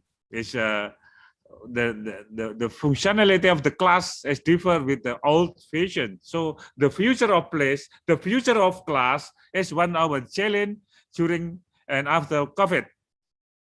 Well, we try to simplify it if we now the problem in the red line in the right side, the capacity becoming larger. If we use the conventional way, the gap between the problem and consumption wider and wider. So smartization or digitalization try to, yes, to solve the gap between the problem and solution. We actually use the old methodology with the sensing, understanding, or acting, with ikro, tabayun, and acting. What is your situational awareness about the traffic, about the water, about the disaster, what is the head, and so on and so on, and why? After then, we understand. Then what will happen if we don't give interference? That is a prescription. What should we do? And what is smartization or digitalization? If we divide it into two levels of basic value and smart value, in a basic value, you need security, credibility, reliability, food, and place. And in smart value, we talk about the convenience, comfortability, efficiency, eco-friendliness. We need a smart technique. But smart technique is not only a technology, but also people and process, and also, of course, the data. So smart techniques needed when we try to solve the basic value and also the smart value, becoming the smartization. So in smart city, we try to make a definition. Smart city is not city plus technology, but also people, process, etc., etc. Smart city is a city that can utilize its resources effectively and efficiently to solve any city challenges using smart solution by providing infrastructure and deliver city service to improve the quality of life. We have many resources, natural resources, human resources, heritage, time, etc., and how to manage effectively, efficiently, so that we can manage the quality of life become better and better. This is I would like to talk about the Semarang. This year, I work with Semarang City to solve the problem of integration. One data, one Indonesia have been decreed by President in 2 years ago. However, to implement is not so easy. So I will try to how implement the integration in Semarang. In municipal action or city action, there are a lot of city problem. And for example, in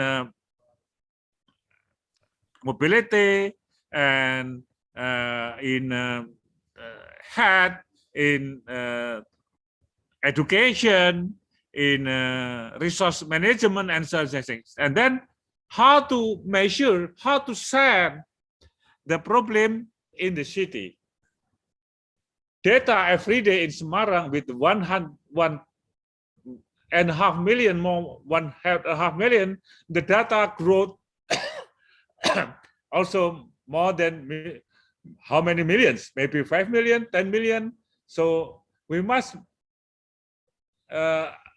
manage the one data in Semarang, and then how the stakeholder use the data, use the trend of the data, so that they can act or yes, to decide the activities today, the future more appropriate Yes, that's one of the challenge in the city development. How to measure the execution plan and to solve the problem and improve the quality of life. How to integrate the data from hundreds of applications and get the insight from the data to help stakeholders to make a decision. This is one of our challenge, or Semarang challenge, when we talk about city challenge. And what we talk about the smart system platform that I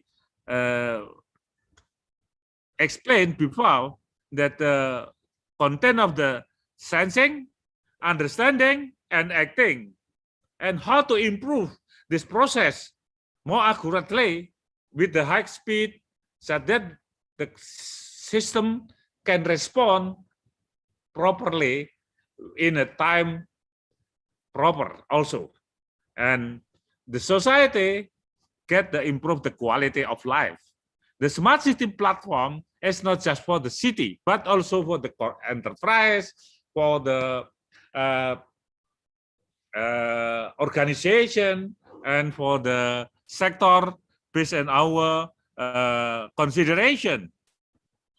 And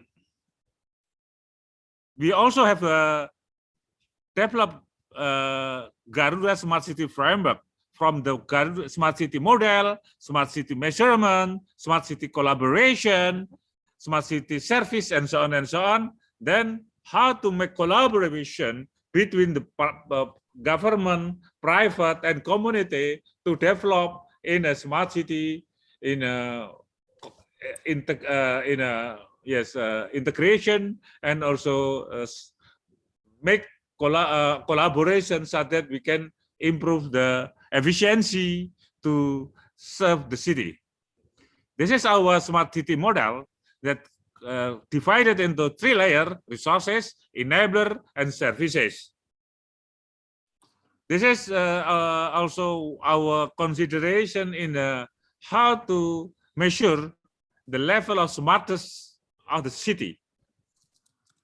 And also, what is the role of the integrated smart system platform is to deliver service based on the Garuda Smart City Framework as an intelligent analysis or smart analysis and integrated platform as an integrator of all key components in smart city or others: data integration, data bridging, data analytic, data visualization. And how it works is based on the sensing and then understanding using AI, data visualization, data analytic, and then we report and notification, device controlling, decision support system, and so on and so on. In the traditional platform architecture, we divided, for example, environment system, cloud, big data, IoT, healthcare system, cloud, big data, IoT, traffic management system, cloud, big data. It's vertically for end-to-end. In our platform, we use a single sign-on that we can make efficiently every use case, such that in one platform, a single sign-on with the environment system, healthcare system, traffic management system, system management, and so on. And this is one of our example, integrated smart city platform of Semarang Smart City for the data prediction as a decision support system, as the story data as a knowledge. And then this is citizen growth prediction, city tech movement, etc., etc.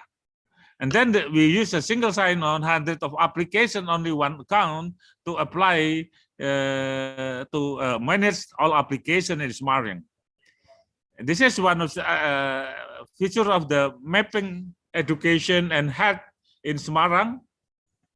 This is also disaster resiliency coastal village to model, analytic and classification. And we also try to implement of the geographical information system. with the participatory mapping and also deep learning for mapping and land parcel. Thank you. I think 15 minutes is enough. It's more, I think. I will back to the moderator, Pak Agustian. Okay, thank you very much, Professor Sono. Actually, you have 3 minutes more, but no problem. It should be finished at the 10:40, but we already noticed that you, at least there are 4 points that you highlight. At the first, the innovation solution to tackle the challenge for the city's problem. And then there are smartization or digitalization. And then the third one, you propose the Garuda Smart method, which is sensing, understanding, and acting. And also you also add in the Arabic tabayun and amalan solihan, maybe. Thank you for inspiring, and then the city can utilize its resources for the quality of life. This is the purpose that the smart city. So at least there are 4 points, the important points that you highlighted in the very inspiring presentation today. So thank you very much for Professor. Welcome. Thank you. We hope that you can stay until the end, because we have still another keynote speaker, but the discussion maybe we put in the end, the question and answer session. Thank you very much. A big applause for Professor Suhono Harso Supangkat. And then we would like to invite the 4th speaker this event today.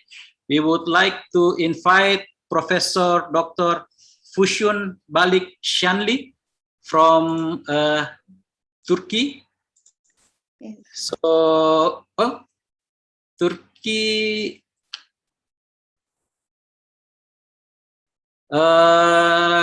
Let me ask again for the committee. Is it true? Okay. Yeah. So see already here. Let me introduce. It is an honor to me to read your short bio, and please forgive me if I have mistaken to pronounce your name. Professor Dr. Fusun Balik Shanli. She's a professor at the Geometric Engineering Department from Yildiz Technical University, Istanbul, Turkey. And then she will present topic today, introducing interferometric synthetic aperture radar application for deformation monitoring in urban and rural areas. So maybe related also before in the previous speaker, talk about the city's problem. So maybe this is a natural problem related to the deformation in the urban and rural area. Professor Fusun has received her MSc degree in informatics at ITC, the Netherlands in the 2000. She received her PhD in geometric engineering, remote sensing, and GIS program from Yildiz Technical University, Istanbul in the 2004. Currently, she's working as a full professor in the photogrammetry division of the geometric engineering department at Yildiz Technical University. Her major research areas include optical and radar remote sensing, image fusion, information extraction from SAR and optical image. She has published many scientific papers in SEI and SEI expanded journals and conference proceedings.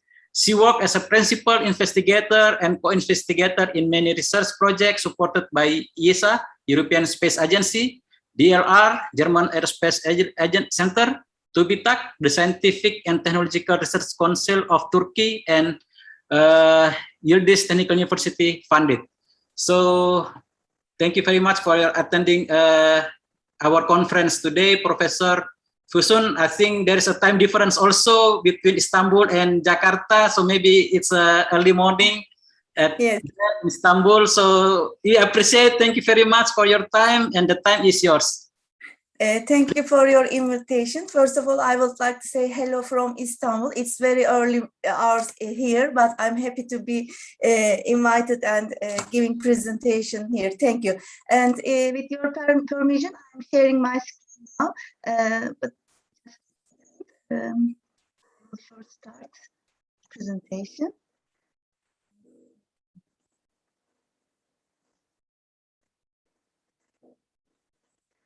And I will share.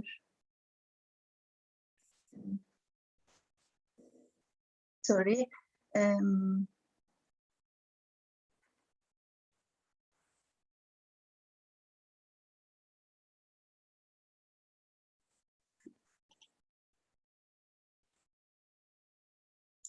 Do you have? Okay. Yeah, we can see. Is it fine? Have you seen my screen? Yes, we still. Yeah. Okay. It's clear, clean.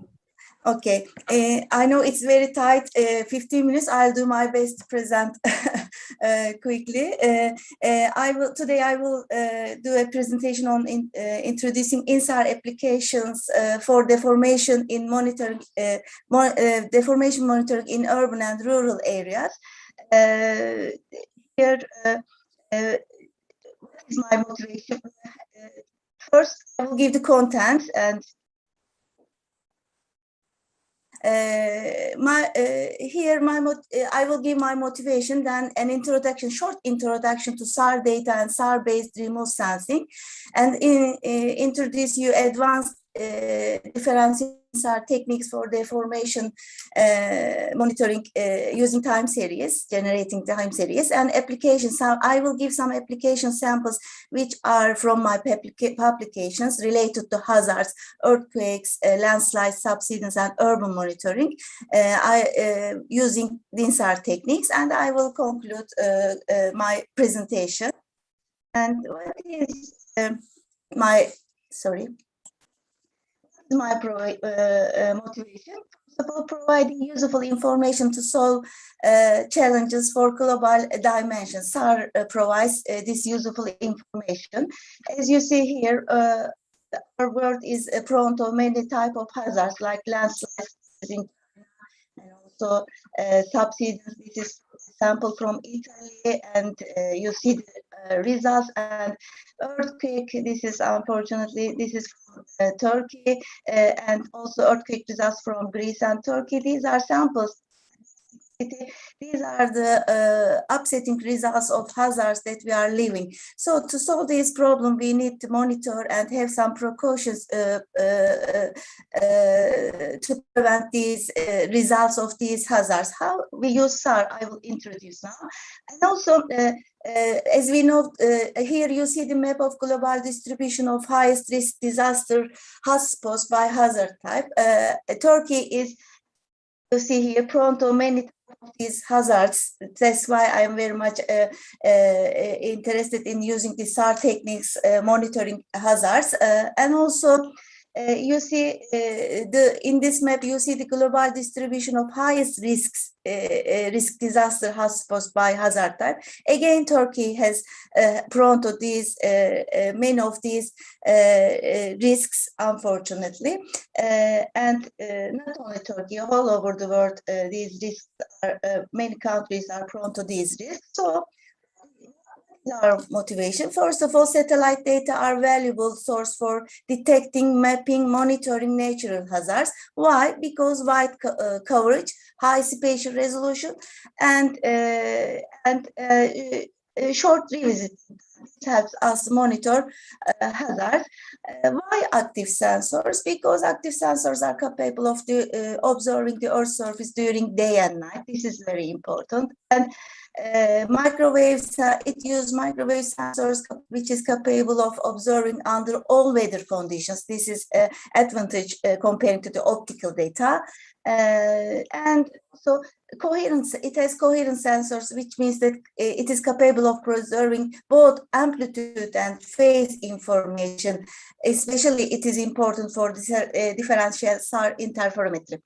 And this is just brief animation for how SAR data works. Here you see that in first pass, the first image, in the second pass, I think in the second pass, the second image will be captured. And also after that, the phase information is phase information. We calculate fringes, which gives us the value of deformation on the Earth's surface. And this is a very well-known Nature article which triggered the attention of all academic scientific communities, how INSAR works, maps the deformations. So actually, this is a milestone in INSAR studies. That's why I add this article here. So after this this article, all the scientific community start understanding how SAR monitors deformations. So this is very a milestone study in this SAR topic. And how differential SAR interferometry works, as I told you, SAR phase is composed of part which is actually dependent on height and baseline, and also emotion part. This means that differential part. Deformation is measured on SAR, as you see here.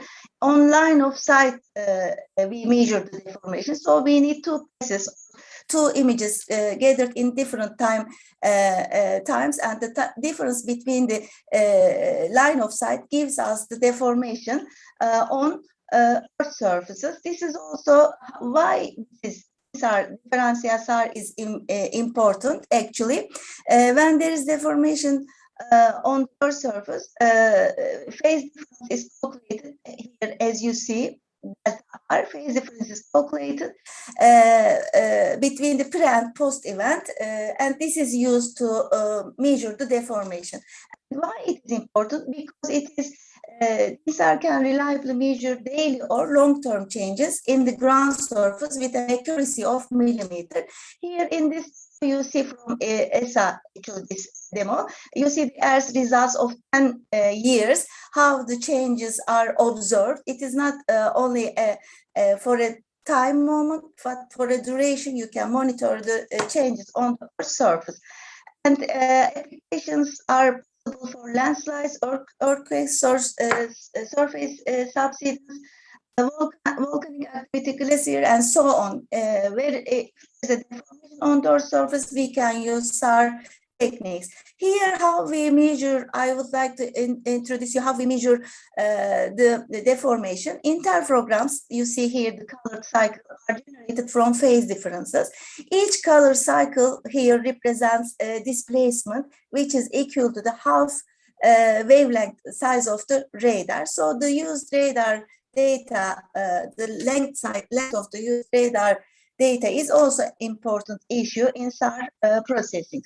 And what is important, here you see in this figure, using a single orbit, I mean in ascending or descending orbit, can only detect displacement on line of sight direction. The composition of this ascending and descending orbit helps us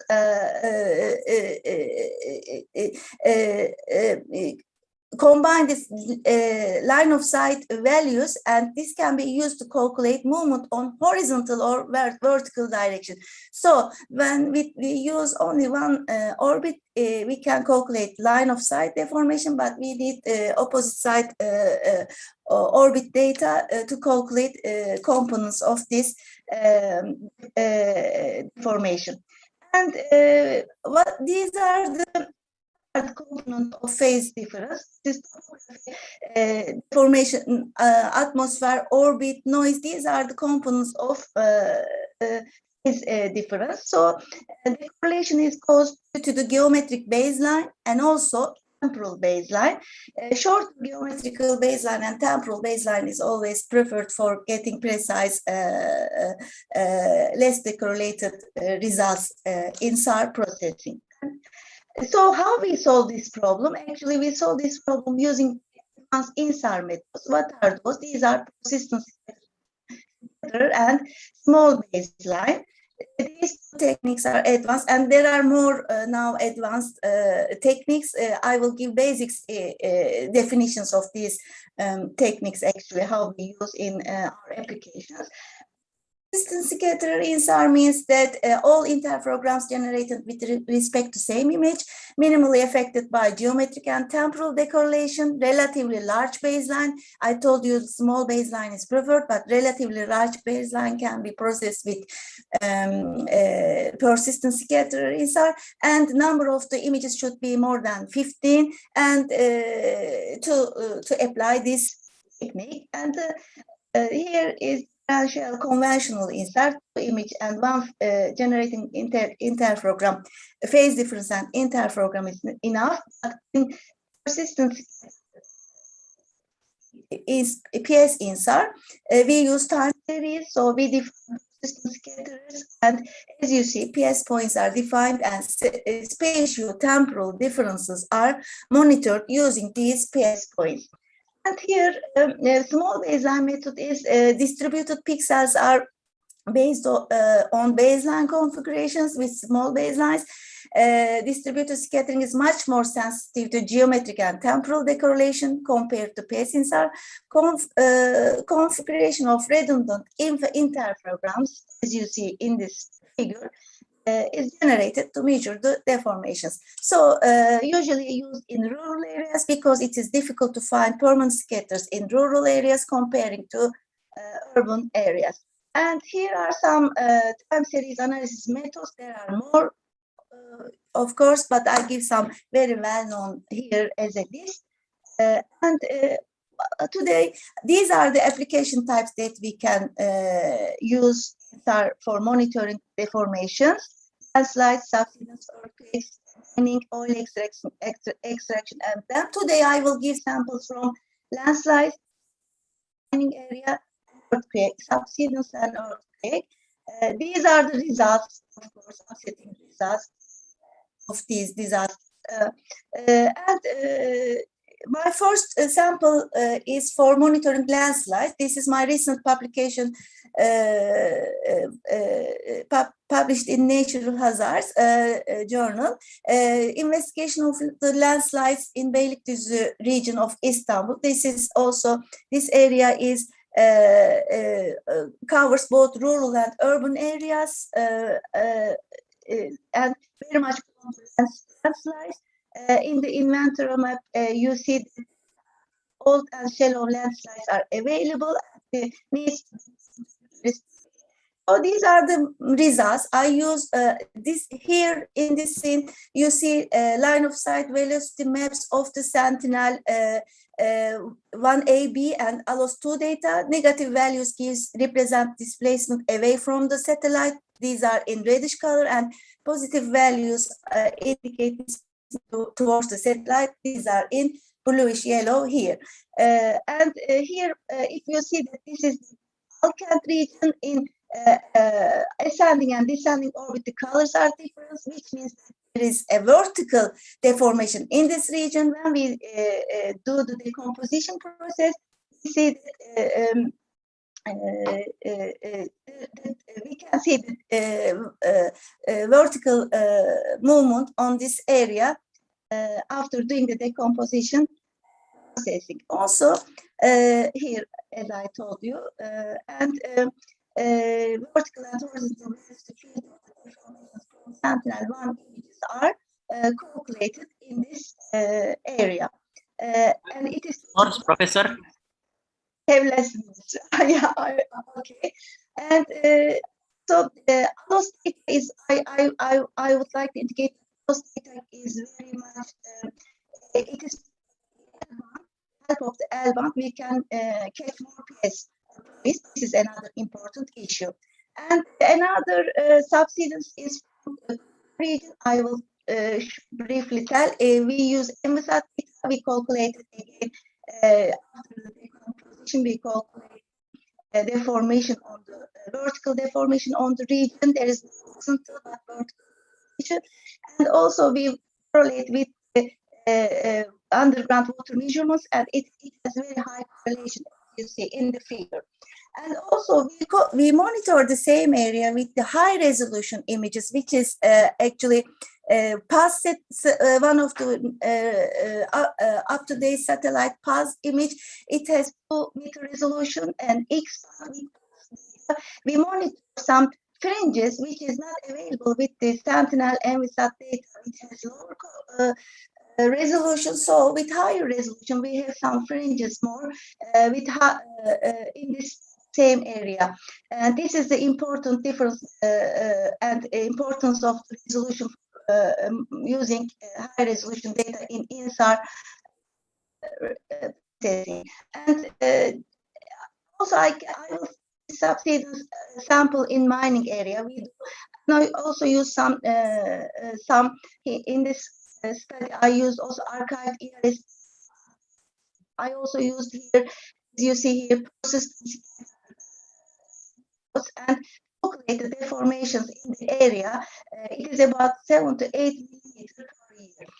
And also, since I have less minutes, I will come quickly past the next example for for earthquake. This is an example. This is not my study, but the sample of. So this is they calculate earthquake results from AGERS data in Istanbul and used 1989 images. 1998 is results shows the drastically results shows the earthquake prone areas in these images. This is the time series analysis. We can easily see the effect of earthquake moment, and the behavior of the time series analysis shows the surface as seen in this figure. And also the other one is urban area. This is critical for this conference, I think. But I use RX for monitoring area. Here is the of Istanbul.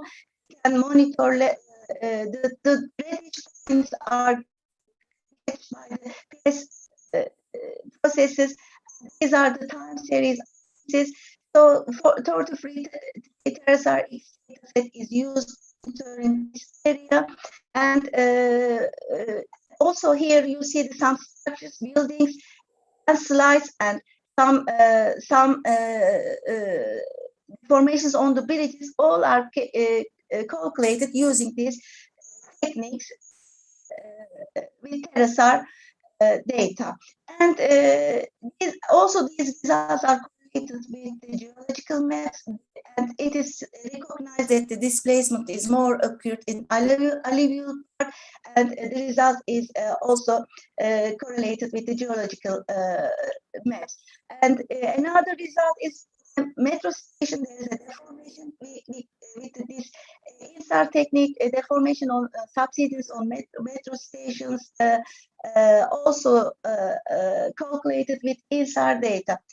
And the last sample, I know it is my last sample. This is the long-term observation of Atatürk. Here we use 3 types of areas and Sentinel. Both SPAS and PSR is used to calculate these deformations. As you see here, the deformation areas on the dam body with the red points are already detected. So the result, what we see here, INSAR technique can be used successfully in monitoring the hazards on the Earth's surface. And the conclusions are, INSAR is a well concentrated technique, especially for small size displacements. Resolution and wavelength, choosing the good resolution and wavelength is important. It is effectively exploit these data in future analysis for example, landslide modeling, fault modeling, damage assessment. We can use results, INSAR results in these processes. And since the beginning of 1990s, INSAR has been used effectively and reached to the top, to the goals of moving from regional to national scales and bringing the users closer to data and processing tools and availability of open source processors as GeoHazard step web processor. And thank you for listening to me. I'm sorry, I use my time, I think, large. Thank you for your listening. Yes. Okay, thank you very much, Professor Shanli. Yes.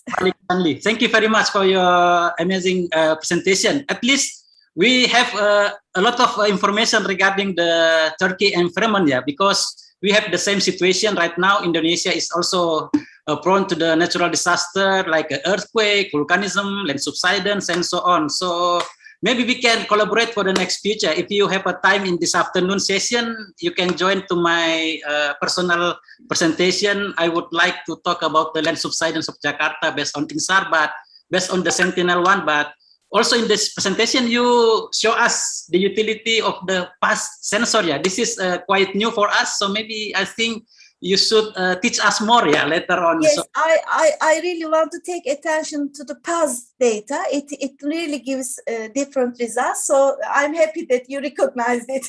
yeah, maybe we can discuss the near future collaboration, yeah, Professor. Yeah, So, my pleasure. Yes, yes. we very appreciate your time in the early morning in the Istanbul. So thank you very much. So Thank maybe you. discuss later on the Q&A session. So we come up to we would like to give a big applause for Professor Pusum Balik Sandi. Thank you. Thank you very much. So now we come up to the next invited speaker. Let me introduce Dr. Damayanti Saroja. She's a researcher at National Research and Innovation Agency, or BRIN, previously in the Agency of the Assessment and Application of Technology, or BPT, which is after September 1st, we integrate all together in the one new agency, which we call National Research and Innovation Agency, or BRIN. She will present a title, Combining Field and Remote Sensing Data, the Effects of Different Plot Sizes in Above Ground Biomass Estimation Model. So after we now we move to the above ground biomass estimation model. So this is like environment or forestry application. So Professor Damayanti Saroja has received not professor. Faculty of Agriculture, professional master degree from International Institute for Geoinformation Science and Earth Observation, Netherlands, Department of Natural Resources Management, and also Master of Science degree from University of Twente, Netherlands, Faculty of Geoinformation Science and Observation. And she received a doctoral degree from University of Göttingen, Germany, Faculty of Forest Science and Forest Ecology. So the time is yours, Dr. Damayanti Saroja. Please, 15 minutes. Thank you very much for the nice and complete introduction. Can you hear me clearly? Yes, of course. Okay, good, thank you.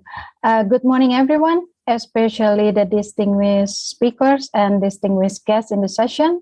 It is an honor for me to be here with you in the 2021 IEEE Conference of AGERS. My presentation today is about one application of the remote sensing technology in forestry, which is combining field and remote sensing data, particularly on the effect of different plot size in above ground biomass estimation model. I have to mention here that this research was part of my study with the chair of forest inventory and remote sensing at University of Göttingen, Germany, funded by DFG, the German Science Foundation. Next slide, please. Okay.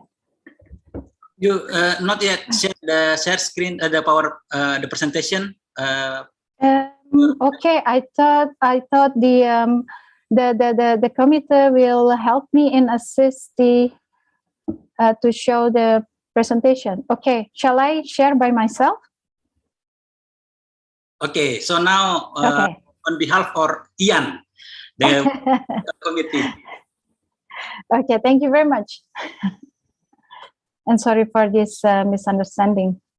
Okay, so yeah, the title is Combining Field and Remote Sensing Data, particularly on the effect of different plot size in a background biomass estimation model. So next slide, please. Yeah, in the last decades, information on forest above ground biomass is highly demanded. It's supported by the international agreement to reduce carbon emission from forestry sectors, referred to as REDD plus scheme.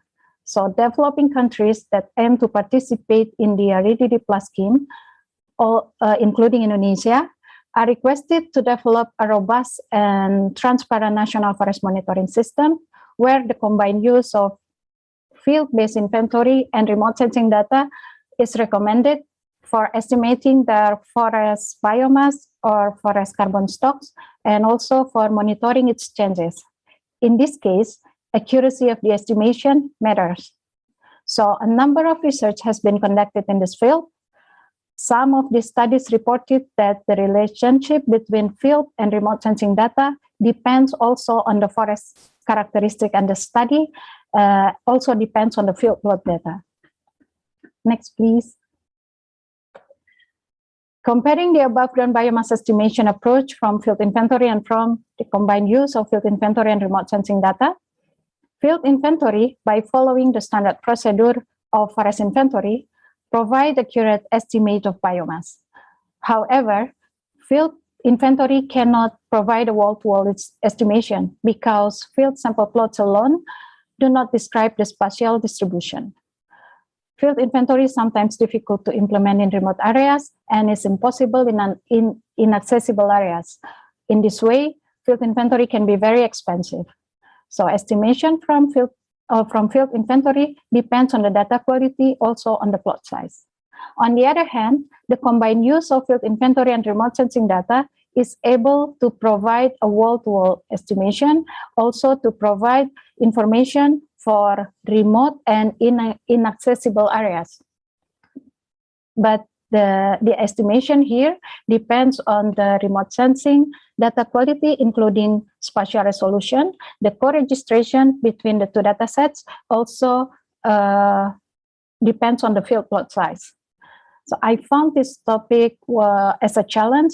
While many studies have been done on biomass estimation model using field inventory and remote sensing data, research on the effect of different plot size in AGB model performance received less attention.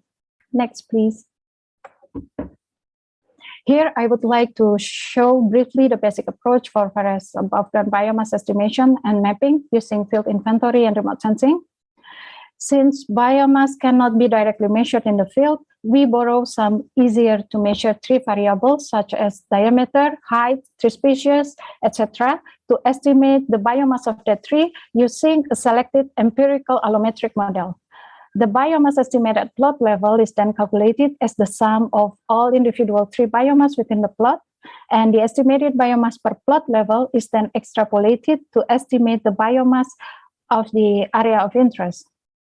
Similarly, remote sensing cannot directly measure the biomass. We usually derive a number of potential predictor variables for biomass and extract the information at an area where reference data from the ground is available. For example, field sample plots. So in this way, co-registration between the two data sets is important. We then establish a relationship between the field AGB estimates and the remote sensing data, and by using the developed model, biomass estimate biomass of the area of interest can be predicted. Next, please. So the study site is located in Haine Forest, Thuringia, Germany. It is deciduous temperate forest dominated by beech or Fagus sylvatica. Next, please. The field data set was collected from the forest between 2014 to 2015 by following a simple random sampling design. Consists of 26 plots.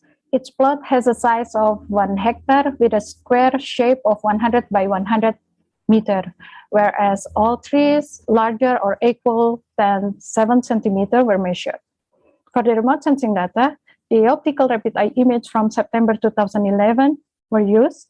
The data have a spatial resolution of 5 meter with 5 spectral bands ranging from blue to near cana covering the red edge band.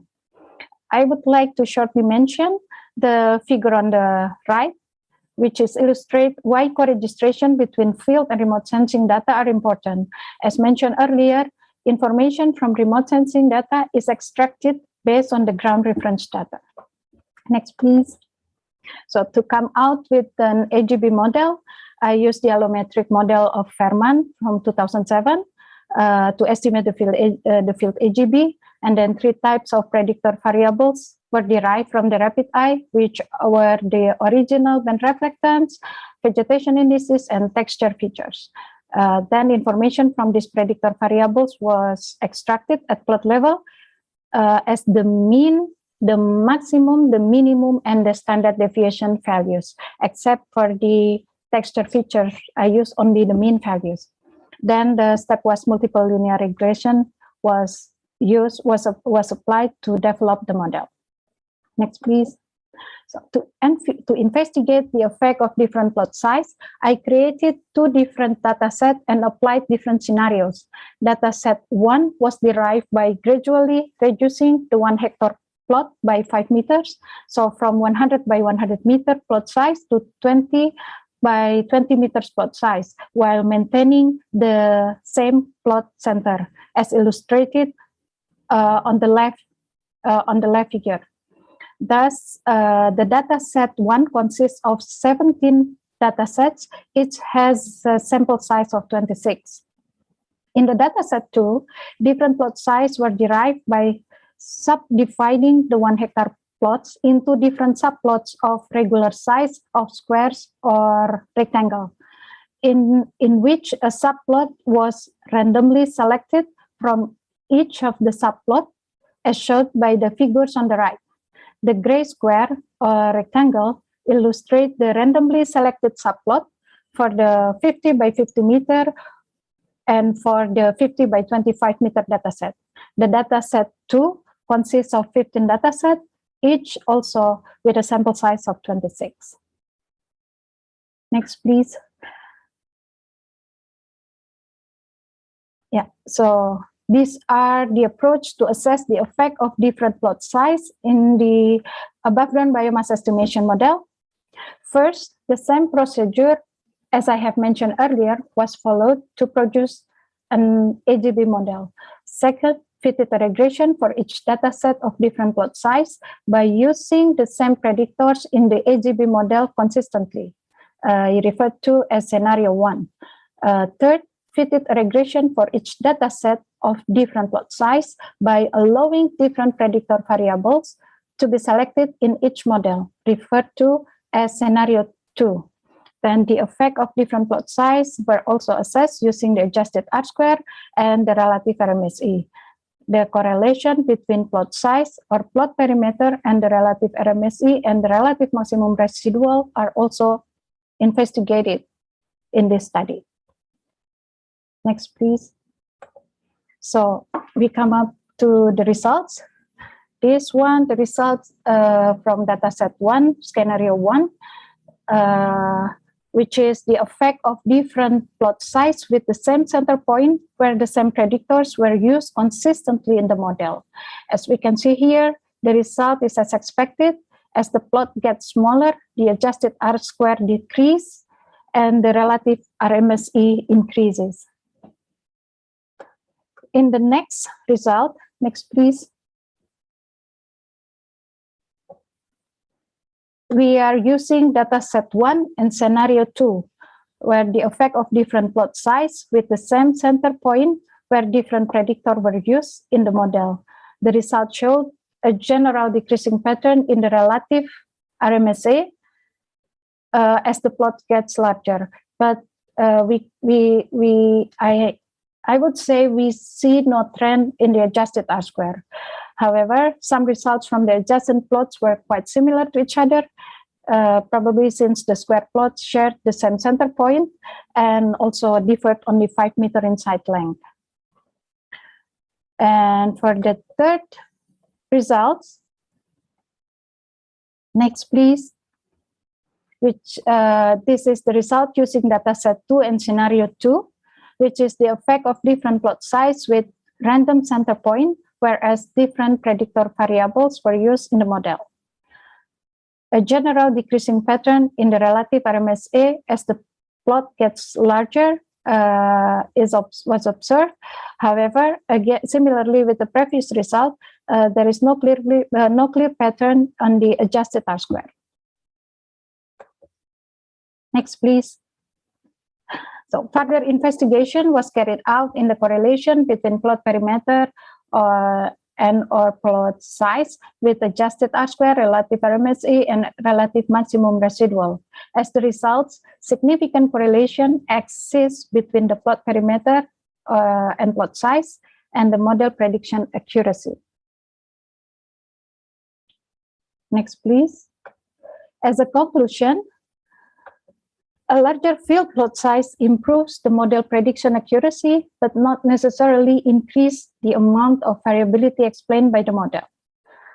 By using the data and follow the method in this study, the results showed that plot perimeter and plot size have significant effects on the performance of AGB model derived from field inventory and remote sensing data. Both plot size and plot shape are among the most important design elements of field survey. So further research is needed on the comparison of different plot configuration in the AGB estimation model from field inventory and remote sensing. So as a conclusion statement, I would say that when remote sensing data are to be included in estimating the AGB, field plot design should consider the relationship between remote sensing and above-ground biomass itself. Thank you very much. Thank you very much for nice presentation, Dr. Damayanti Saroja, which is helped by Ian Nurjansa share screen. Yeah. So thank you very much, Damayanti. Thank you for helping. Yeah.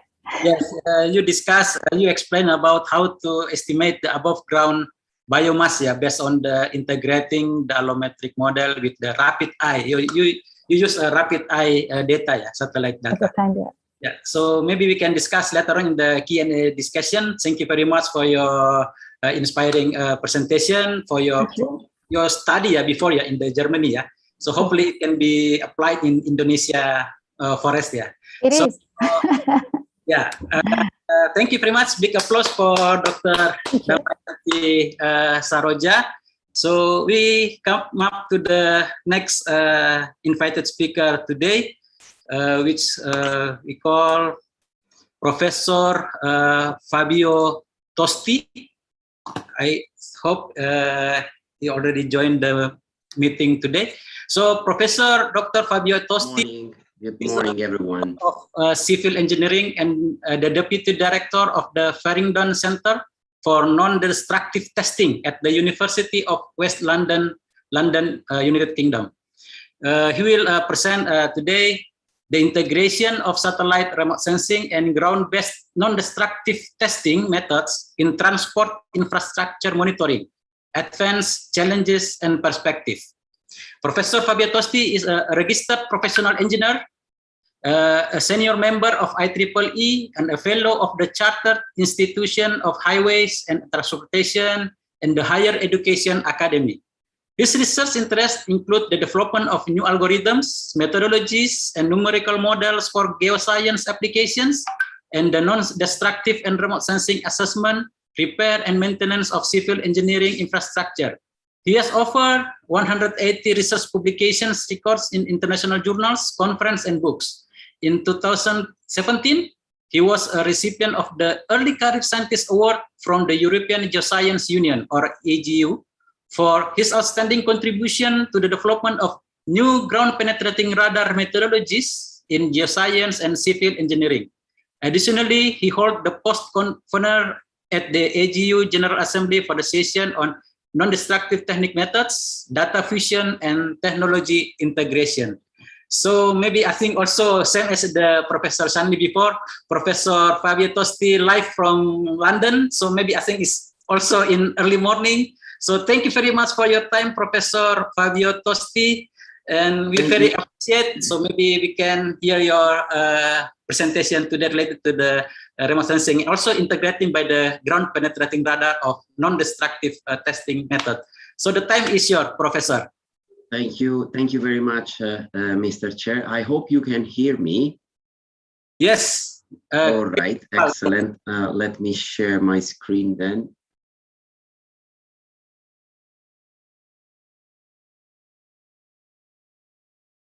All right. So can you see my screen now? Yes, clear and clean. Please. Okay, excellent. So, well, thank you very much again for the very comprehensive introduction. So basically, tomorrow I'm going to discuss a topic regarding the integration of satellite remote sensing and ground-based non-destructive testing methods in transport infrastructure monitoring. So what I'm going to give is a bit of background, including advances, challenges, and future perspectives of this particular topic, this particular area, which is a growing area in research. Well, you introduced myself already. Thank you very much. This is a brief overview of my presentation today. I'm going to briefly introduce the research center for which I'm working with, the Farringdon Center for Non-Destructive Testing. And after that, I'm going to provide a background and a current research scenario about the transport infrastructure monitoring sector. Following that, I'm giving a brief overview of standalone satellite and ground-based technology application in this particular sector, sorted by satellite remote sensing techniques and obviously ground-based non-destructive testing methods. And following that, I'm going to give an overview of combined applications and data integration studies regarding these two major areas of technology, sorted by infrastructure type. So basically roads, railways, airfields, and also a focus on where is research now in this particular field about historical bridges. Obviously, a conclusion, challenges, and future perspectives will be given at the end of the speech. A brief overview of the Farringdon Center for Non-Destructive Testing, as introduced by yourself. I'm the deputy head of the center, which is led by Professor Amir Alani, and the center can rely on several different expertise from colleagues spanning from AI, machine learning and data management, remote sensing and electronic engineering, ground penetrating radar technology.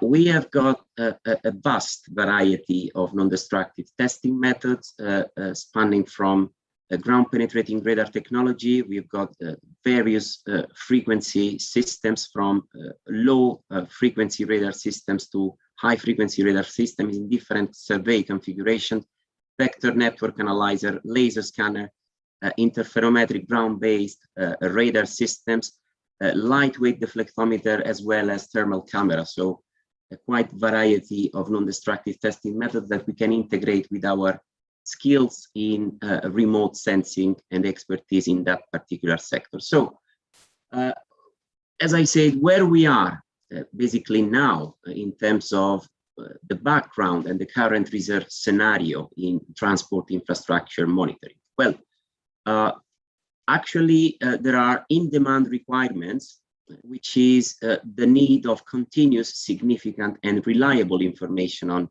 transport infrastructure conditions. Obviously, there are quite a lot of advancements in terms of either software and hardware, and also high standards of data quality and accuracy have been reached recently, both in the area of remote sensing and non-destructive testing methods. However, there exist limitations in terms of, for example, the economic budget constraints that they are linked with the high costs of the surveys and the challenges which are related to, for example, the implementation of non-destructive testing methods at the network level. So in that regard, we have remote sensing methods and techniques that, although they have been proven to be reliable, they are not yet recognized as fundamental tools for inclusion in infrastructure management systems. So the trend now is to use integrated data collection and interpretation methods for the monitoring and the management of infrastructure. Well, with that being said, so where are we in terms of standalone application of these two major areas of technology? Well, Starting from the satellite remote sensing techniques, obviously I'm not going to give any overview of any theoretical methods about popular INSAR techniques, but in terms of the persistent scattered interferometry, multi-temporal interferometry techniques widely acknowledged. Well, I have summarized it in the table. We have the PS INSAR, the SBUS, and the SQUEEZAR methods, and you can see that they are quite widely applied across all the fields of transport infrastructures, particularly roads, railways, airfields, and bridges. Tunnels is the area where we have a low number of applications. However, the PS INSAR has proven quite effectively, whereas all the techniques are widely used in landslides monitoring and subsidence in non-urban areas.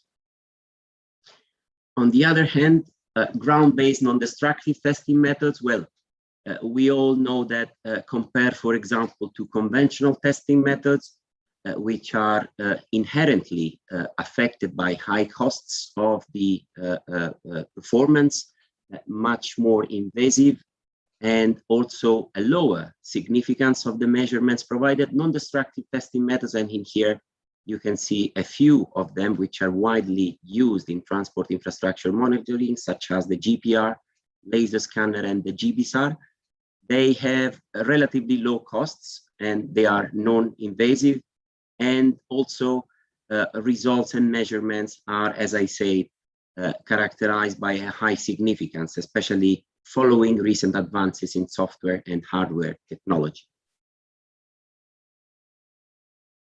So now let us have a look at recent applications of combined technology regarding remote sensing and non-destructive testing methods in terms of combination of these and also data integration and correlation studies. As I said, I will be dealing with and I will be discussing applications as per transportation mode, starting from the road sector. So in here you can see an overview of a case study that was performed on the road network at Aylesford in United Kingdom, with the aim of assessing road pavement structural issues by combination of surface and subsurface information. So in that case, the PS INSAR method was used using C-band and X-band dataset and covering a time range of approximately 2 years. The NDT method that was used in combination with the satellite remote sensing approach was the ground penetrating radar, specifically ground coupled antenna system, low frequency, medium frequency, and high frequency of investigations were utilized for the purpose of this study. You can see from the actual from the area that there were quite a lot of scatterers that were investigated, and specifically regarding the purpose of these particular studies, we focused on the PS time series displacement analysis on the Aylesford Old Bridge pavement. As you can see in there, we obtained quite a good number of scatterers, and these were following the processing of Cosmos SkyMed SAR images. And we were able to map the displacements of several parts of the bridges, several structural elements across the year. And specifically, we were able to identify an overall uplift trend and seasonal displacements that were linked with the variation in the river water level and the riverbed soil expansions. In terms of the integrated non-destructive testing investigations, we used, as I said, a multi-frequency GPR system that provided us with a variety of data as well as information that we could use to cross-match information from the satellite remote sensing methods. And specifically, we were able to use a GPR, a medium frequency GPR. As you can see in here, there was quite an evident variation of the thickness of the pavement that you can see also from the C-scan representation in here. And basically, these variations, they were related to surface statements that were done on the pavement of this particular bridge that were associated with variations in the change of displacements, possibly related to seasonal changes over the bridge that affected actually the degradation of the pavement. So as you can see, there is a visible an evident potential correlation between subsurface damage, which has been proven by GPR, and the displacement variation from the PS analysis, which has been provided by the INSAR, following the INSAR investigation. Another good example covering the transport infrastructure sector, specifically related to railways, was a case study that was carried out on the Aprisena rail line at San Severo, Italy. In that case, the main scope of this study was to provide structural health monitoring of railways at the network level, with a special focus on detecting critical sections. So in terms of the INSAR analysis that were provided, again, the PS INSAR method was used, and particularly Sentinel-1, C-band, and Cosmos SkyMed X-band dataset were used, covering a time range from March 2016 to January 2018. And the NDT method that was used to complement those analyses was again GPR. So specifically in that case, air-coupled antenna systems were mounted over inspection vehicles, and two major frequencies of investigations were utilized, 1 GHz and 2 GHz. And as you can see, the experiment and the surveys were using different orientations of the antenna in order to get more insights and information about the GPR data collected. In terms of the network analysis, the PS INSAR interferometry was used to get overall information on the most critical sections. Specifically, two significant displacement sections were found at the beginning of the railway section investigated, and approximately at the middle of the 12 kilometers inspected. And in order to complement that, more detailed GPR analyses were carried out. And as you can see from, for example, the radargrams of the section that were identified to be critical, it was not least something which was found useful for the diagnostic of the problem. So specifically, I would like to point out your attention to this interface in here, which is the interface between the subballast layers and the foundation layer in the trackbed. And as you can see, the interface line is basically interrupted. And one of the potential reasons explaining this condition was related to strong attenuation of the signal, likely due to the presence of potential fouling and aggregate segregation. So practically finds material that attenuated the signal. So we had significant displacements from the INSAR analysis and also signal attenuations from the GPR investigations. Parallel to that, other types of investigations were carried out on the same railway line. And in here, you can see the result from an inspections that was carried out at the rail abutment section of a railway bridge. So here you can see clearly from the GPR image, the transition between normal railways and a bridge. And from the results of the GPR analysis, no particular structural issues were actually observed. So everything was fairly regular. And this is a clear case where there is a mismatch between the INSAR output and the GPR investigation. So regular on one side and displacements detected by satellite remote sensing. Well, in that case, this is a useful example of how, for example, to relate observed problems of displacements to, for example, improper compaction of the ballasted layers that could have caused differential displacements, obviously following also the transition and the passage of train convoys, high-speed train convoys. So this is a good case of data correlation analysis to support the diagnostics of decay in railway critical section, either if the data are correlated or not.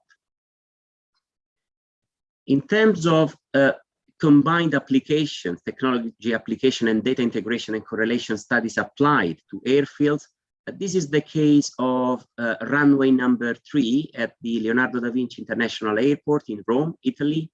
In that case, the research scope was to test medium resolution SAR interferometry data for airport runway monitoring. So particularly, we were aiming to verify if using medium resolution SAR dataset was okay in terms of establishing millimeter scale subsidence and monitoring millimeter scale subsidence. INSAR analysis, the PS INSAR method using C-band, X-band datasets covering a time range of 2.5 years approximately was used. And in that case, we used topographic leveling covering 5 years of observations and collecting 1 dataset per year. And so overall, we could rely on 470 measurements points, which were quite huge data sets in order to validate our method. So it is worthy to mention in that case that this particular runway was a good case study because this is historically affected by geological displacement in the runway because of the particular configuration of the subsoil, which is, as you can see, mostly made of clay and silts. So it's very much affected by subsidence, which is what has been happening for the last few years. In that case, you can see results were achieved in terms of the topographic leveling and the INSAR with medium resolution and high resolution images, and clearly 2 macro areas have been identified. The north area, which is the green one at the top of the runway, which is a stable subsidence area, and an area of high subsidence, which is located on the south part of the runway. So what we have done after analyzing the, comparing basically the vertical components of medium resolution Sentinel-1 data with the horizontal component and validating the significance of the vertical component, we have interpolated a Sentinel-1 deformation and compared them to the leveling, obtaining quite good statistical metrics for data comparison. And also we basically compared the low displacement, intermediate displacement, and severe displacement area obtained with the topographic leveling with Sentinel-1 data interpolated through ordinary kriging. And as you can see, there is quite a good correlation between these 2 data sets, as well as you can see a quite good level of correlation between leveling and ordinary kriging Sentinel in terms of the velocity of displacement obtained across the overall length of the runway. So eventually we could conclude that high accuracy and correlation level of Sentinel-1 and SAR datasets compared to the topographic leveling data were obtained for this particular purpose. The last case study that I'm going to show in order to provide you for more insights on the potential of combining different areas of technology applications is the case study related to the Rochester Bridge located in Rochester, UK. So in that case, we aimed at monitoring individual bridge structural elements by multitemporal INSAR and machine learning methods. The PS INSAR method was used over X-band datasets covering a time range of 2.5 years approximately. And NDT methods in progress are GPR and ground-based sound interferometry, which we are currently using, and results will be published and disseminated soon. So to give a brief overview of this bridge, this is a 19th century bridge, which is made of 4 bridge decks and covering a total length of 200 meters. In that case, the purpose, as we said, was to test new algorithms to integrate measurements scatterers from the PS INSAR interferometry. And as you can see, we were able, using K-means unsupervised machine learning algorithms, to create clusters of permanent scatterers as per the different elements of the bridge, and obviously to have an overall monitoring of individual structural elements. So that concludes that data correlation analysis and machine learning algorithms can have the capability to increase the reliability of multitemporal INSAR methods in health monitoring of individual bridge structural elements.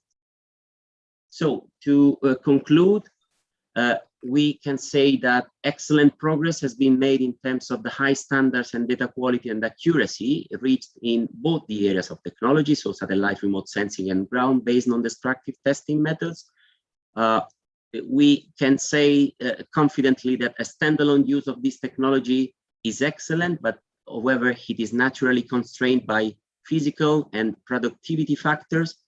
And to that sense, the concept of technology and data integration can represent a solution to data resolution, reliability, and productivity limitations.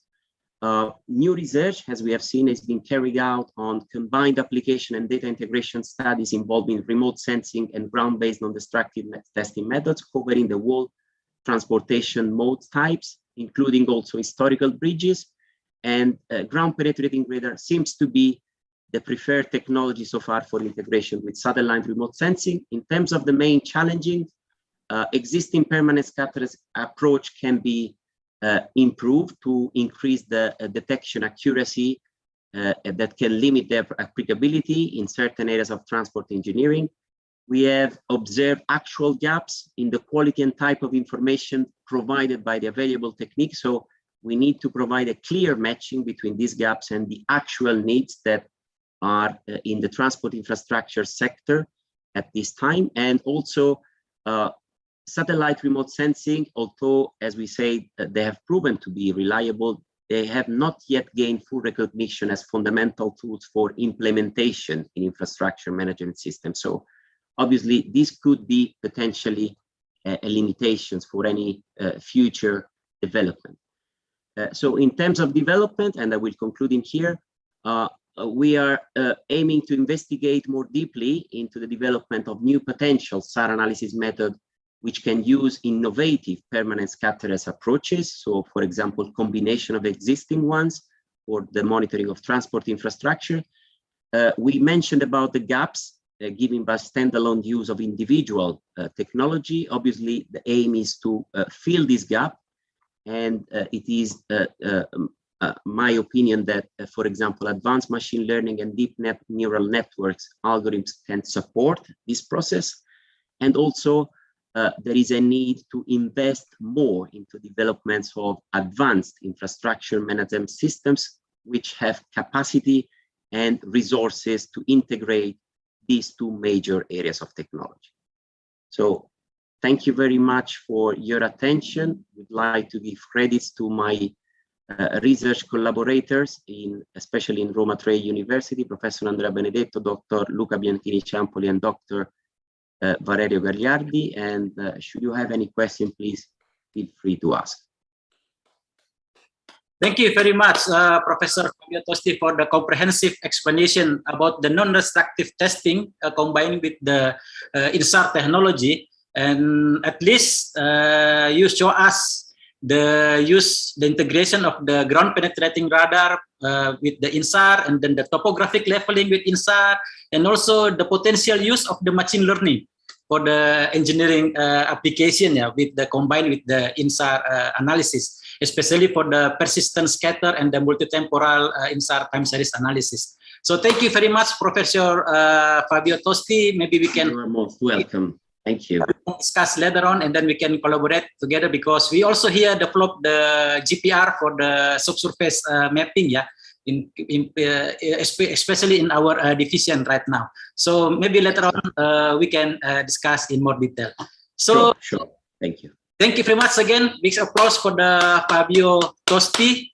So we come to the next invited speaker. Right now, we call Professor Dr. Tofail Ahmed. I think he already joined this forum or conference this afternoon in Jakarta time. So Dr. Tofail Ahmed is an associate professor from Faculty of Life and Environmental Science, University of Tsukuba. He will present the agricultural land use planning in climate change conditions using satellite remote sensing. Dr. Tofail Ahmed, he has received his PhD from University of Tsukuba and postdoctoral research at the University of Illinois at Urbana-Champaign, USA.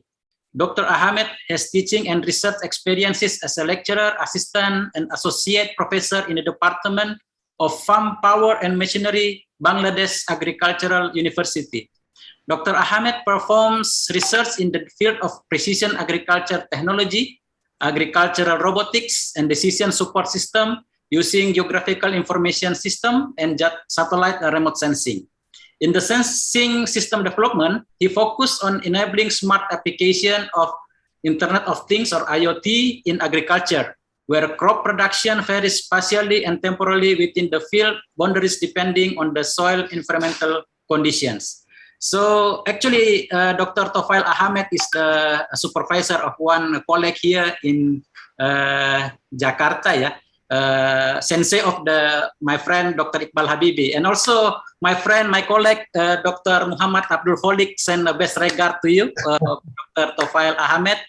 Hopefully you can join or you can visit us again in Jakarta in the near future. Sure. So the time is yours, Dr. Tofail Ahmed, please. Okay, yeah, thank you very much, Professor. Can you see my slides? Is it okay? Visible? Clear and clean. Okay, fantastic. Yeah, thank you very much. I think all of you get tired. It's the end of the day and the session.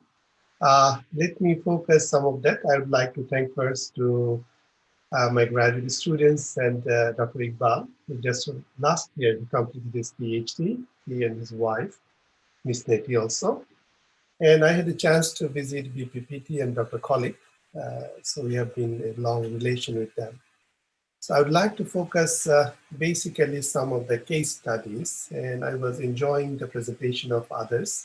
So our main focus area is about agriculture remote sensing in agriculture mostly.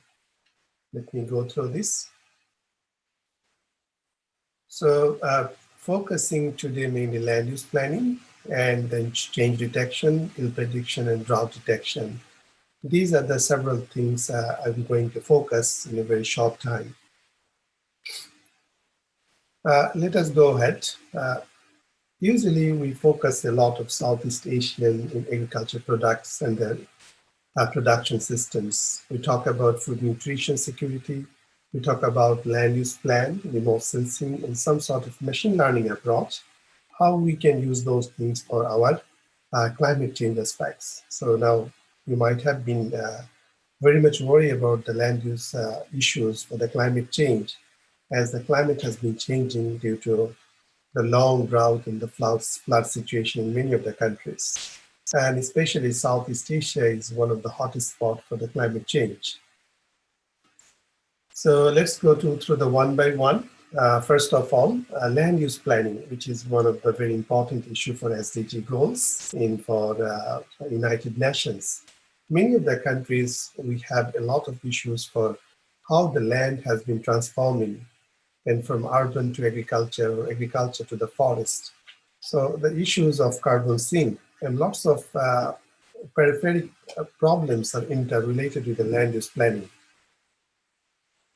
So let's go ahead some of the research. Just I would like to focus the key points of those things. This research was done in the northwest part of Bangladesh, where the climate has variability impact on long-term floods, especially monsoons and after monsoon. I believe that you might know about the monsoon. Monsoon means the rainfall season for the long time rainfall. For example, if you have a wet season, then how it impacts on the crop production, wet season 1 and wet season 2, starting from the April to June, and then wet season, and the dry season as well. So if we look out the several points that what are the variability in the crops and how much areas are suitable and non-suitable areas.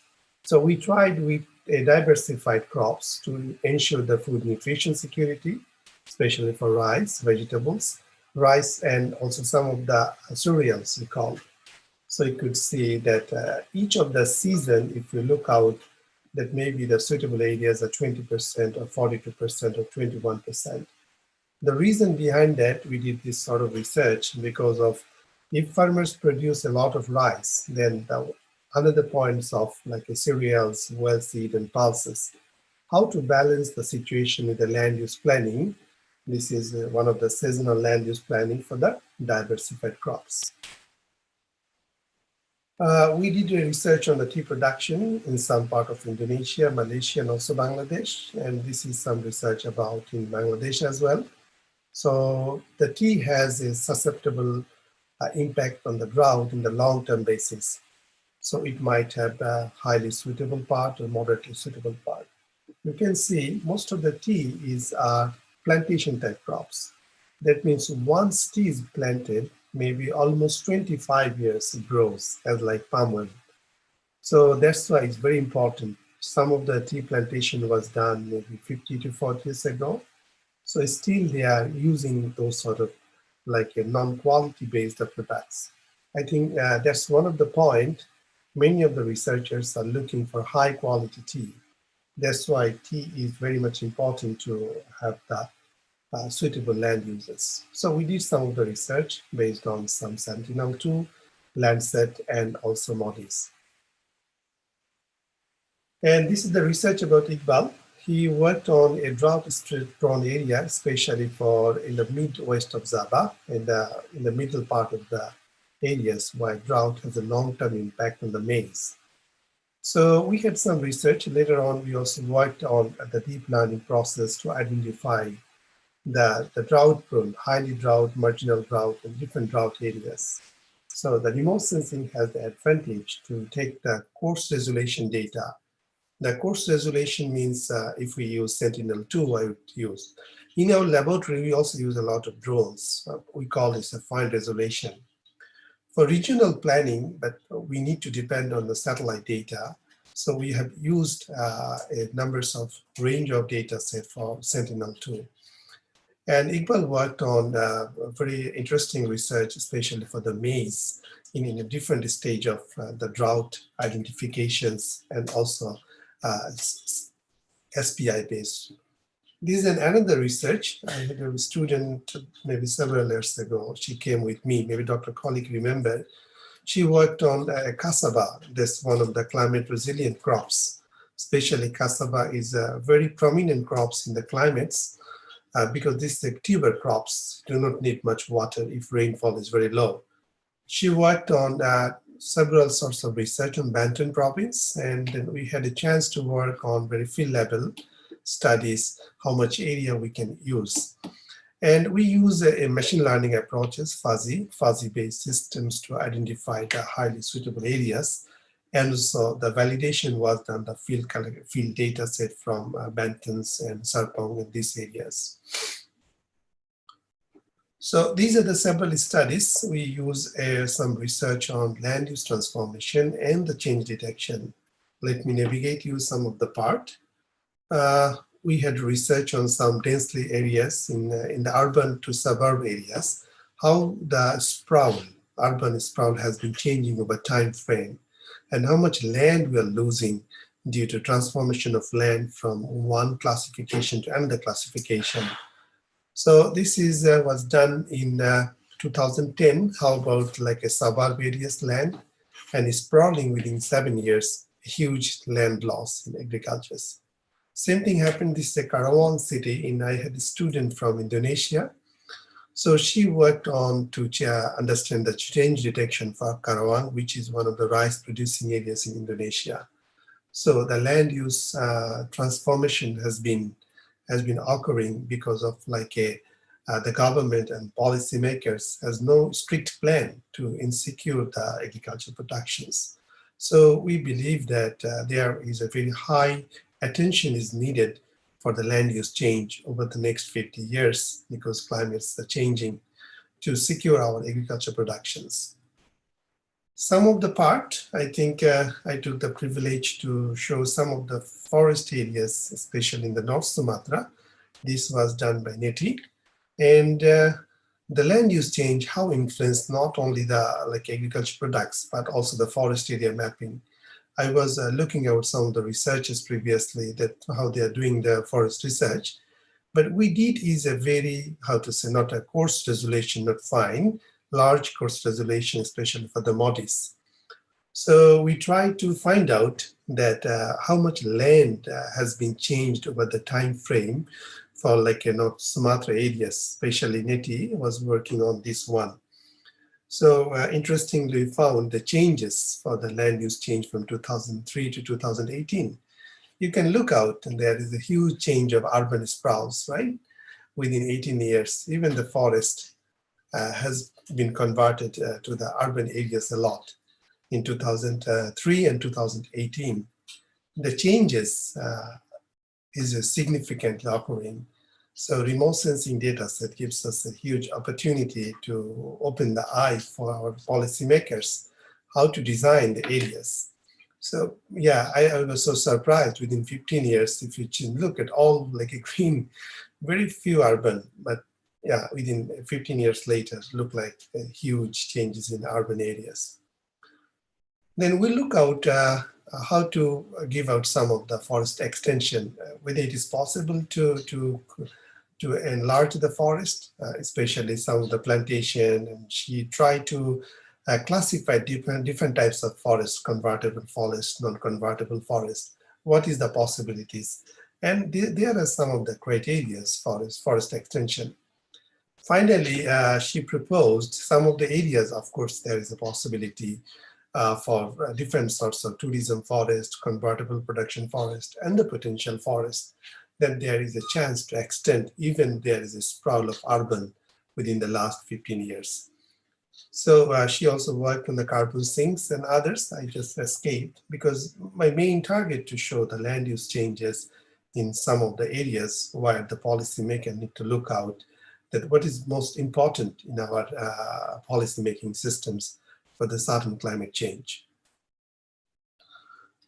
So let me focus a little bit further on some of the climate change that has an impact on yield estimation. As I told you earlier, the Southeast Asia and South Asia is one of the hottest spots for the climate change. There is a typhoon, there is a drought, there is a flood, there is unprecedented rain, or the long-term no rain. It is a very much unlikely to develop. So we work on some countries like Indonesia, Malaysia, then we worked on Afghanistan and some part of Bangladesh, and also some part of the France, how it works out for yield estimation part, especially for cereals and the fruits. So let's look out. This is one of the area where a monsoon, after the monsoon, the flood is a very severe occurrence. As you know, Bangladesh is a very much deltaic country, and this is a flood prone areas, and very few areas are especially very good for agriculture. So one of my PhD students, he worked on how to bring out the maturity state, because a heavy rainfall occurs before the harvesting. So it's a huge loss for farmers. What is the maturity stage? Can we predict a yield? At least farmers can have the returns. So we tried with the different sorts of indices, and then using also machine learning, neural networks, and later on different machine learning approaches to determine the yield forecastings, whether it's possible or not, with the different sorts of vegetative indices like rice growing vegetation index, moisture stress index. So there are several indices we tried, and there is a possibilities at the different stages. We can also predict almost 80% to 90% sometimes based on the indices and the scales. The yield estimation is possible. The reason why we need to do the yield estimation, sometimes we cannot stop the hazard or the climate, but we can support the farmers. So how we can support the farmers based on vulnerability, based on the cropping, So we had completed one of the research, now it's under review right now, how to support the farmers if there is a lots of floods or the droughts based on like their subsidy index or cropping insurances.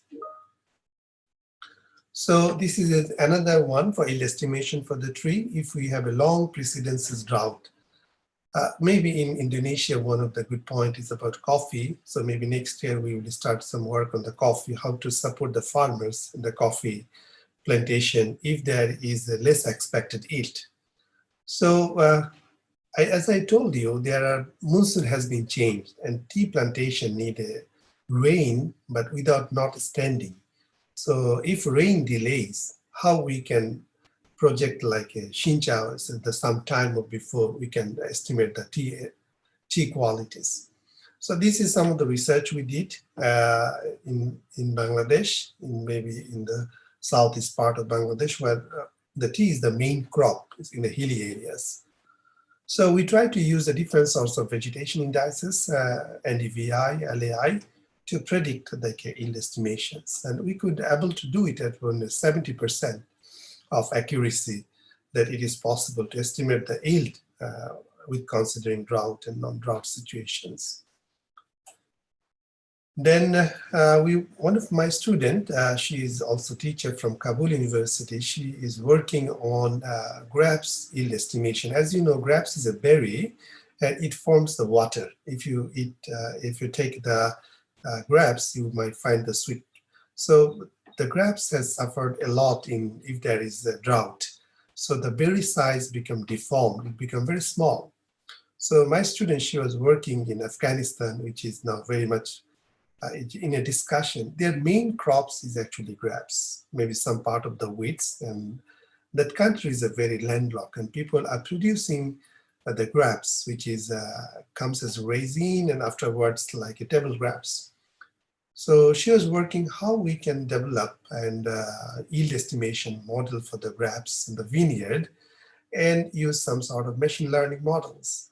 So using Sentinel-2 data set, almost like a 77% we could reach like a predicted yield.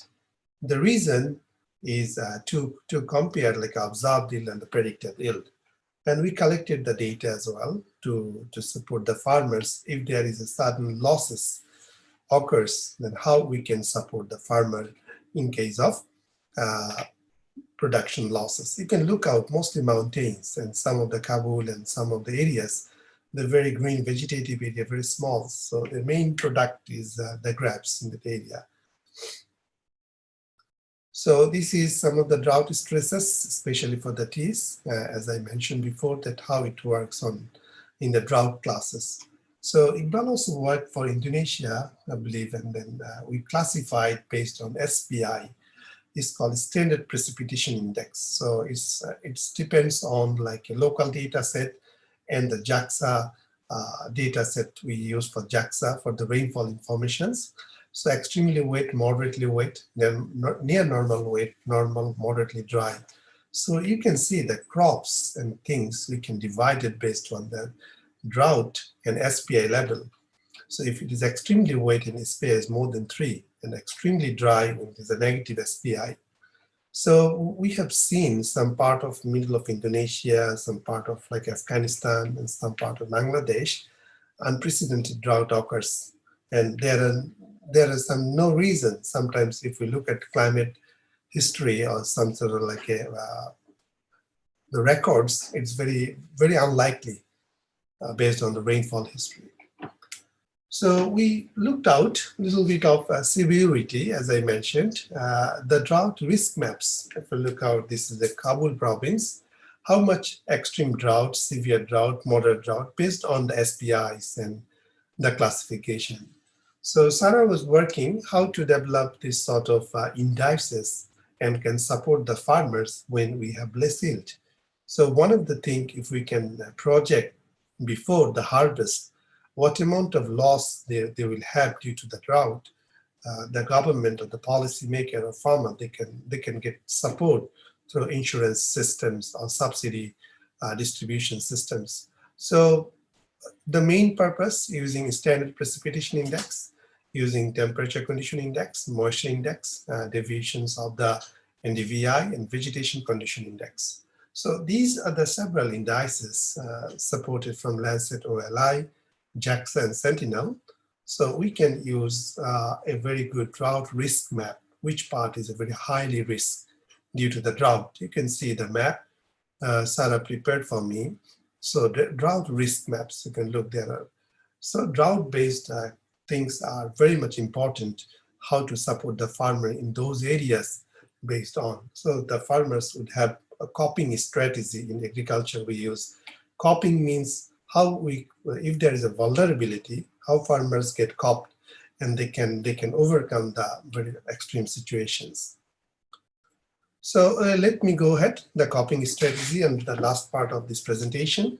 Crop insurance systems is one of the way, but still many of the developing country, we have suffering an issue of the crop insurance systems, but there could be many ways you can support the farmer. But what we try to tell the government, keep the incentives with the best way to the farmer.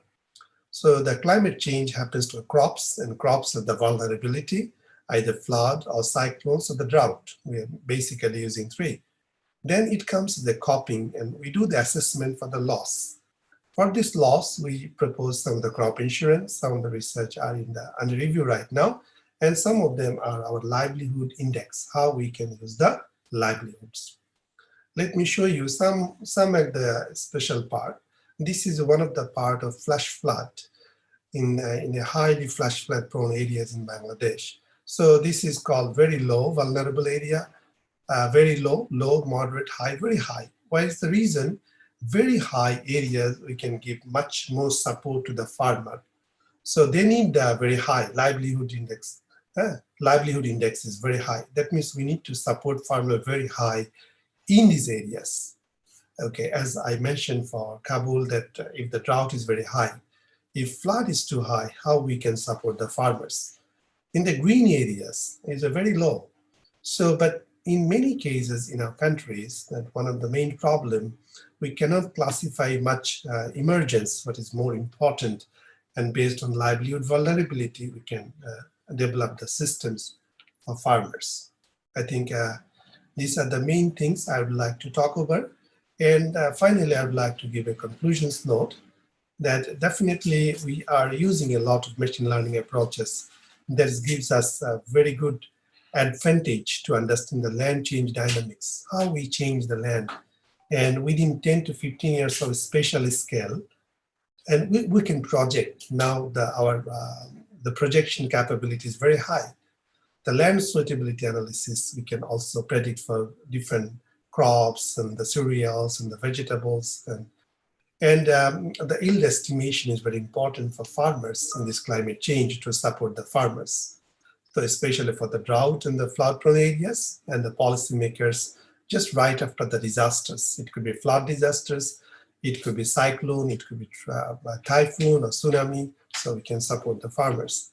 So we are proposing different sorts of damaged area classification, drought prone areas, to propose insurance systems to cope up this vulnerability. So how farmers can get this sort of support in this climate change, while the land use is very important, land use planning, and as well as the crop severity and vulnerability and farmers' livelihood. So this has the advantage. We can have a regional planning, and this would give us more opportunity to machine learning approaches to go through and support farmers. So thank you very much. At the end, I would like to acknowledge the person who are related to support this, Sarah, Munira, Zohaneti, and Iqbal. And I shared the slides, Rizka and Nazia. So thank you very much. I think it's the end of the session right now. Everybody's tired. So I would like to thank everybody and the chairs of this session and my student Iqbal and Neti, and also Dr. Kolik to give me the opportunity to be with you. Thank you very much. Okay, thank you very much, Professor Tofail Ahmed, for the presentation related to the seasonal land and diversification crop, and the use of the remote sensing for land suitability analysis, land changes dynamics, and also yield estimation. you also provide the example of the Bangladesh and some region of Indonesia, for example, in the Banten and the Karawang. So maybe you have many experience related to the. Yes. So actually, we visit every year. For the nice presentation. So big applause for the Professor Tofail Ahmed once again. And also, we would like to invite the last speaker today, which we call Professor Dr. Edwin Aldrian. He is a professor of the IPCC panel member, the United Nations. Because previous speaker, Professor Ahmed, talked a little bit about the climate. So now we invite the prominent professor that is competent to talk about the climate change here. He will present with the title, Keeping Global Temperature Below 1.5 degree. Professor Edwin Aldrian is a professor of meteorology and climatology at the Agency for the Assessment and Application of Technology, BPT, which already moved to the BRIN right now. He teaches at the University of Indonesia and Bogor Agricultural Institute and Udayana University in Denpasar, Bali. Currently, Professor Aldrian serves in the IPCC Working Group 1 Vice Chair representing Southeast Asia and countries in the Southwest Pacific region since 2015 and will serve until early 2023. Before that, he served as the lead author of IPCC AR5. Professor Aldrian obtained his PhD in 2003 from Max Planck Institute for Meteorology, Germany. Before that, he did his Bachelor for Engineering Physics at McMaster University, Canada in 1993, and his Magister degree at the Nagoya University, Japan. Wow, same university with me, Nagoya University of Japan. He also served as a World Meteorological Office as the co-chair of Commission for Climatology for Expert Team on Institution and Infrastructure Capabilities Group and WMO co-vice chair Regional Association 5 Working Group on Climate Service. So Professor Edwin Aldrian or Dai Senpai, please, your time is yours. Professor Edwin Aldrian, 15 minutes. Okay, thank you very much, Ragusan. I will use my slide. Yes, please. Okay.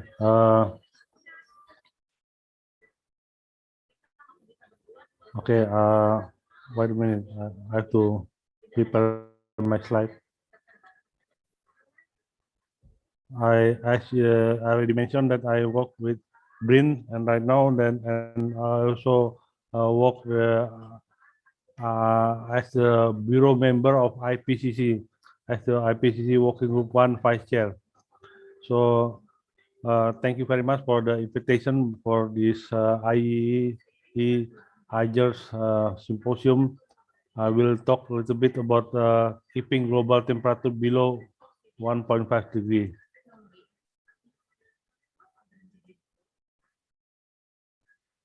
As the motivation of my talk, this is actually in IPCC we released a special report on climate change and 1.5 degree in 2018. Special report on the how we keep 1.5 degrees Celsius, and then the report found out that the all scenario model will pass 1.5 degree at least from 2030 and until 2052. The report also mentioned that the whole INDC is the intentionally national determined contribution can fulfill only 1/3 of the required mitigation to keep the temperature below 1.5 degree. So, and then it is also strengthened with the latest report by IPCC that just released 9 August 2001 about IPCC assessment report 6. And what will be the strategy on the to achieve this goal to limit the 1.5 degrees Celsius. As you know that IPCC has won the Nobel Peace Prize in 2007 It is along with the Vice President, the former Vice President of the United States, Al Gore. Al Gore released a movie, a movie called Inconvenient Truth, and IPCC released a book, a report of assessment report, assessment report 4, assessment report 4. The release of these two, a movie and the report, received the Nobel Peace Prize on the day. And then the IPCC history was established by the World Meteorological Organization and UN Environment Program, UNEP, in 1979, along the product, for example, the first assessment report will lead to establishment of the UN FCCC. The second assessment report lead to the establishment of Kyoto Protocol. And the fourth assessment report that won the Nobel Peace Prize in 2007, and the fifth assessment report that led to the Paris Agreement. So I myself is among the bureau member that govern the IPCC. So IPCC part of the UN system.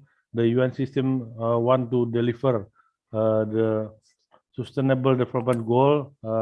One of the goal is number 13 is the climate action. Climate action, how we control the climate change. So this is number 13, along with the other 17 goals. So as you know that the greenhouse gases exist in our atmosphere system. So greenhouse gases is part of our system, our lively system. So our Earth system, the Earth will be living be 33 degrees Celsius colder if there is no water in the surface. So the water gives the additional greenhouse gases in the form of water vapor, and then will give the 33 degree comfortable level for us to live in our planet. Okay, so this is a natural greenhouse gases. Natural greenhouse gases for the water vapor will give the comfortable level for us living in the surface at the Earth. So will give our Earth it is comfortably living situation 33 degrees Celsius. Otherwise, we have on average is minus 18 degrees Celsius on average. So the greenhouse gases is usually come with these 5. This is additional greenhouse gases. The one that I talked before is the natural greenhouse gases due to the watery planet. But in our system, we have additional greenhouse gases coming from the energy sector, agriculture, industry, transport, and building. So the first one will be, and the second one, land use, land cover change. Okay. So right now the situation is that our greenhouse gases, the additional greenhouse gases, has reached to the point with the concentration in our Earth system, it is like never before. For example, the carbon dioxide concentration it is beyond 400 part per million. This concentration has never reached before, and this is quite unprecedented. Also, with compared to the other greenhouse gases, IPCC recognized 6 greenhouse gases. So this is the 3 of them: the carbon dioxide, the methane, and the nitrous oxide. So nitrous oxide is also it is the highest. Also the methane. So we are part of the IPCC system. I also member of the bureau member. Our boss is from the Korean. Is a Korean professor of economics, and we have a vice chair from the America, from Brazil, and from Mali. I am part of the working group 1.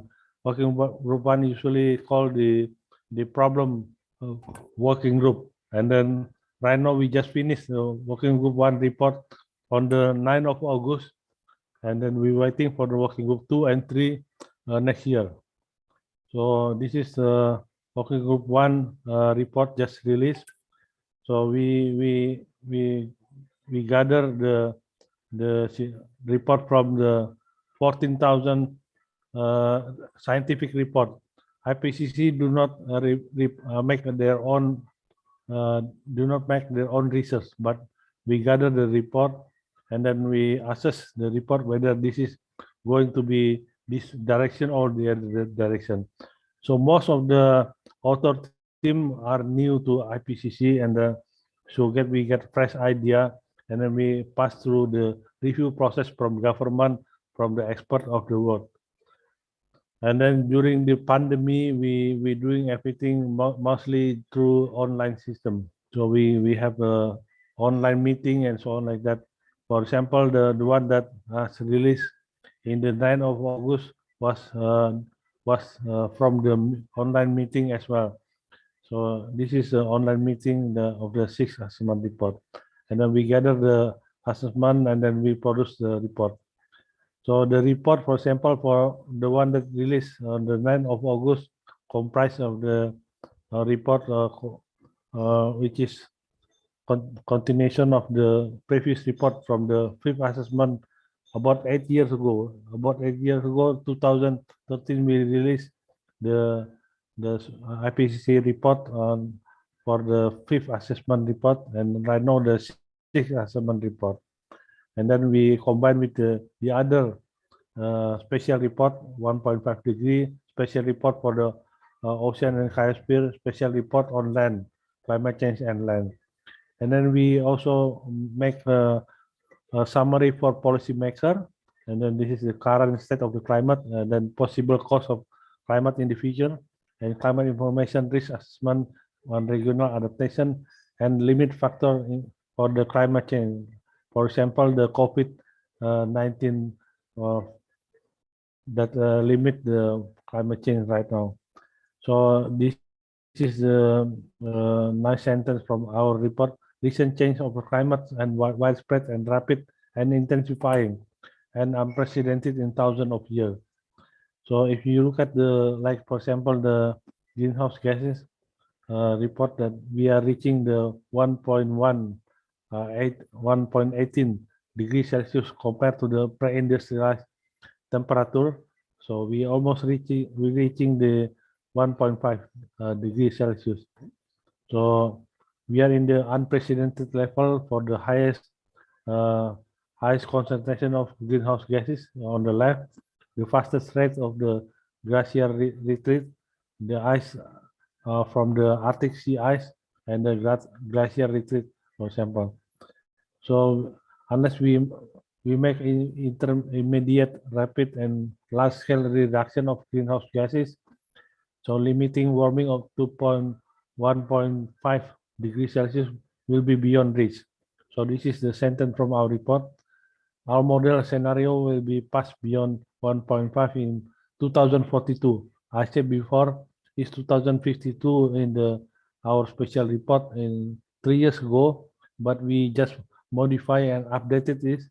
The number become faster, 2042. This is almost 1 decade from today. It's very close to our situation right now. So we produce many climate model scenario, which is very low, intermediate, high, and very high scenario, and then we see what happened in the near term. It is 30 years from now, and then the midterm it is 60 years from now, and so on. And then with every additional amount of climate global warming, changes will become larger. So we found out that additional 1 degree warming will have the additional chance of extreme climate, which is 7%. So here 7% additional climate extreme will be occurring if we add additional 1 degree warming. So it is undisputable that human activity that causing climate change, making extreme climate events including heat wave, rainfall, and drought are more frequent and severe.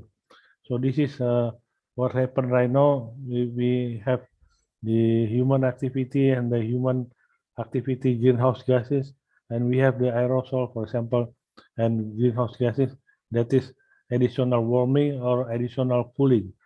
So this is total human influence will create additional warming or cooling. So can be cooling.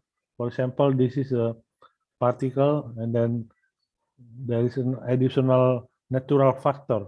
Natural factor can be from volcano, from the ocean circulation, or from the solar activity. And then the internal variability can be from the El Nino, La Nina can be. So one region can be very cold, very dry, or very wet due to the internal variability.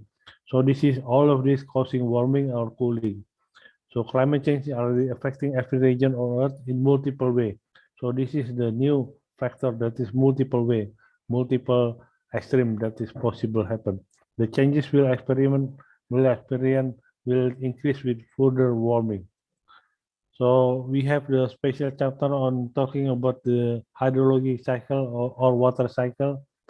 So here so the cycle can be faster and intensifying. So more faster evaporation, heavier precipitation, heavy rainfall, and intensifying duration.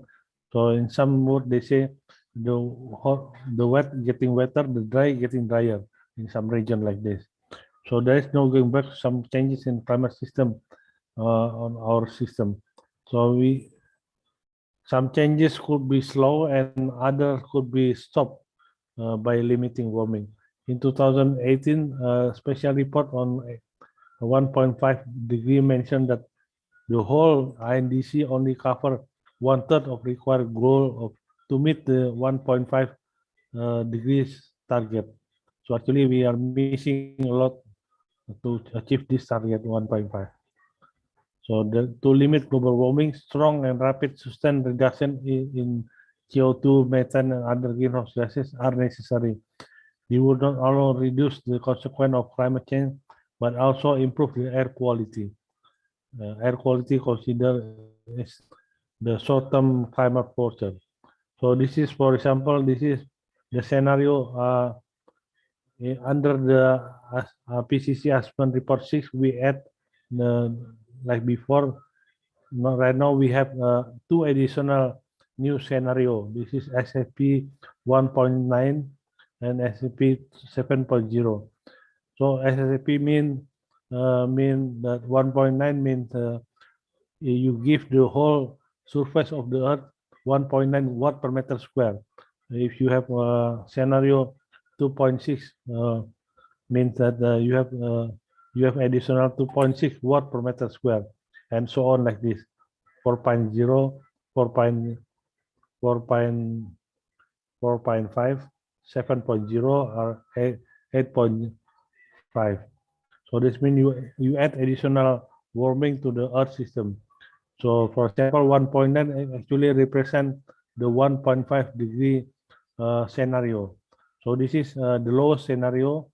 Look at, you can see here the best temperature of the Earth can even reach the 1.5. This is the middle term. This is 1.6 degrees Celsius, but after that it's going down. So this is the lowest scenario compared to the other scenario. The higher, like 2.6 is considered to the IPCC scenario of 2 degrees Celsius, and so on like this. So this is scenario on which time scale that you're talking about, from near term, middle term, and long term, every 30 years duration. So if you have every additional CO2 emission will add to global warming, and future cumulative carbon dioxide emission differ across scenario and determine how much warming we will experience. So this is like this. So for the 1.5 degree temperature increase, right now we are at the situation of 2021 and have around 18 degree above industrial level. And all global scenario model mentioned that we will pass 1.5 degree by 2041-42.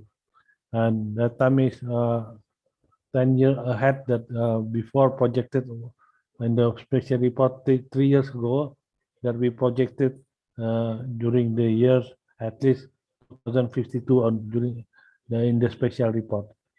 So special report on the 2018 also mentioned that all INDC only cover 1.3 of the required mitigation.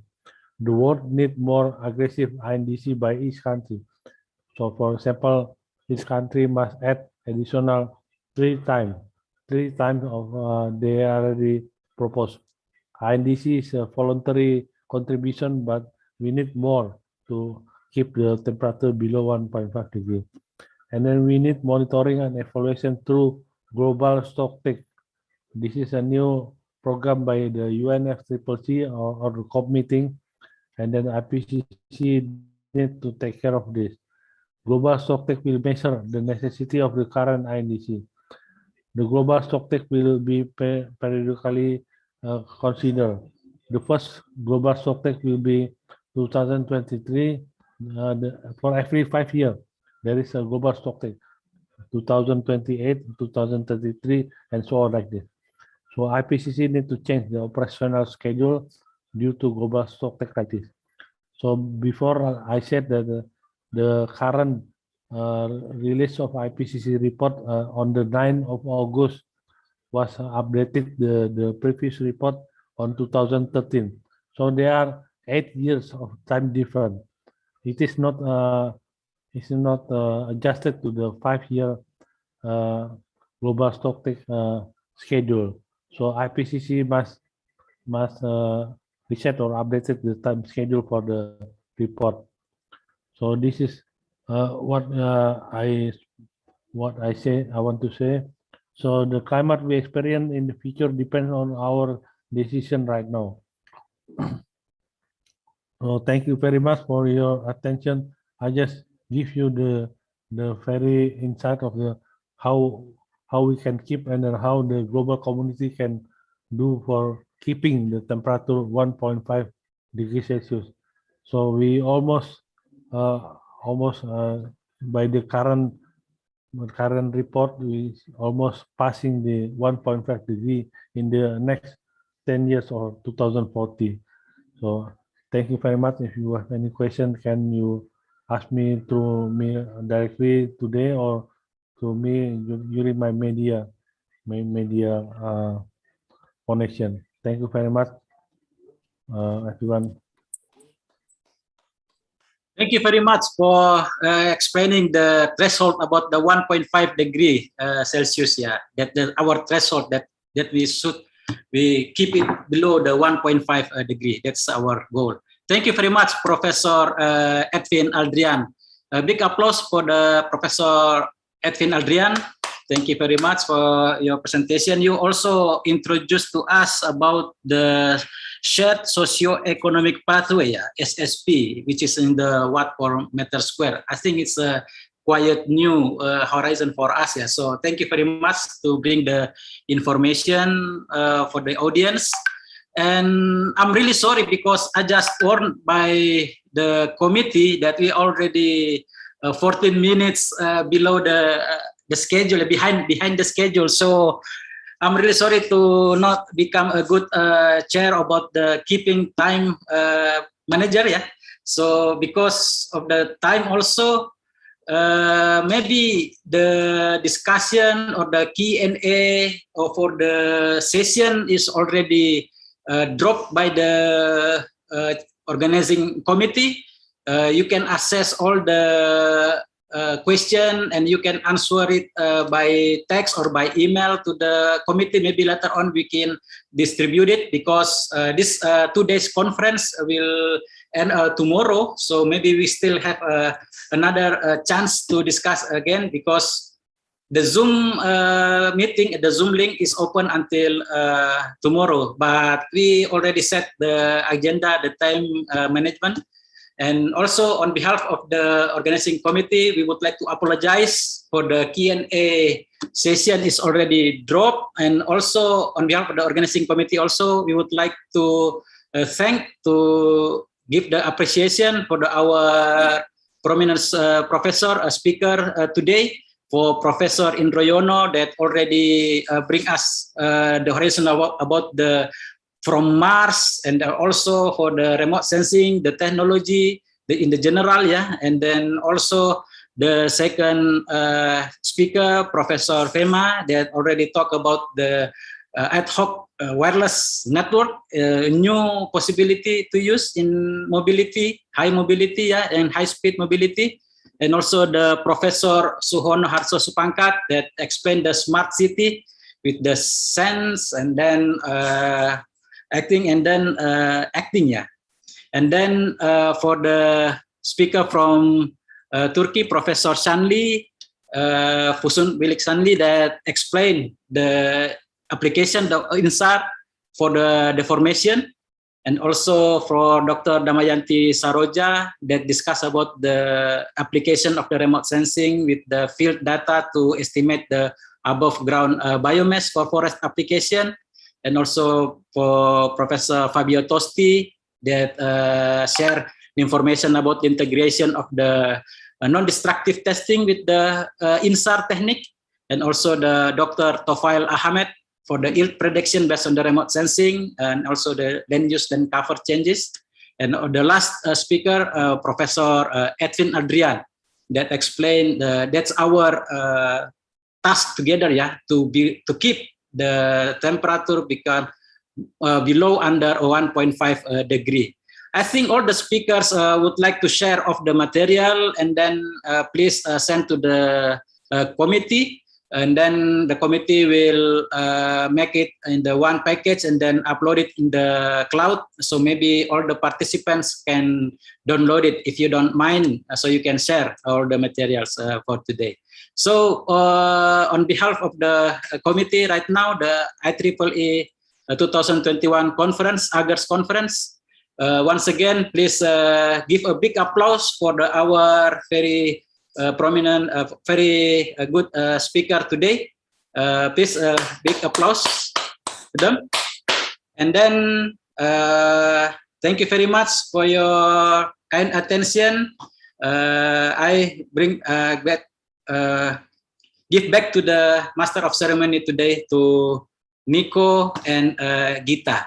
So, thank you very much. Assalamualaikum warahmatullahi wabarakatuh, and good afternoon from Jakarta time. See you again in the parallel session. Thank you. Okay, thank you, Dr. Agustan, for becoming our moderator for this session, and thank you for the speakers too. Because we have a limit time, the question that has been raised or sent it to Slido will be answered directly by the speaker in Slido. Okay, ladies and gentlemen, we would like to inform you the following matters. The first is next session for attendees. Please break until 13:30 and followed by parallel session. Parallel session will be shared in some breakout rooms. Please kindly see your email to know about the session location and time. At the end of the conference, which is the next day, we will announce the best paper and best presenter award. And the last one is, please pay your attention on your screen for the detail of the announcement meeting. Thank you very much. And see you on next session after break.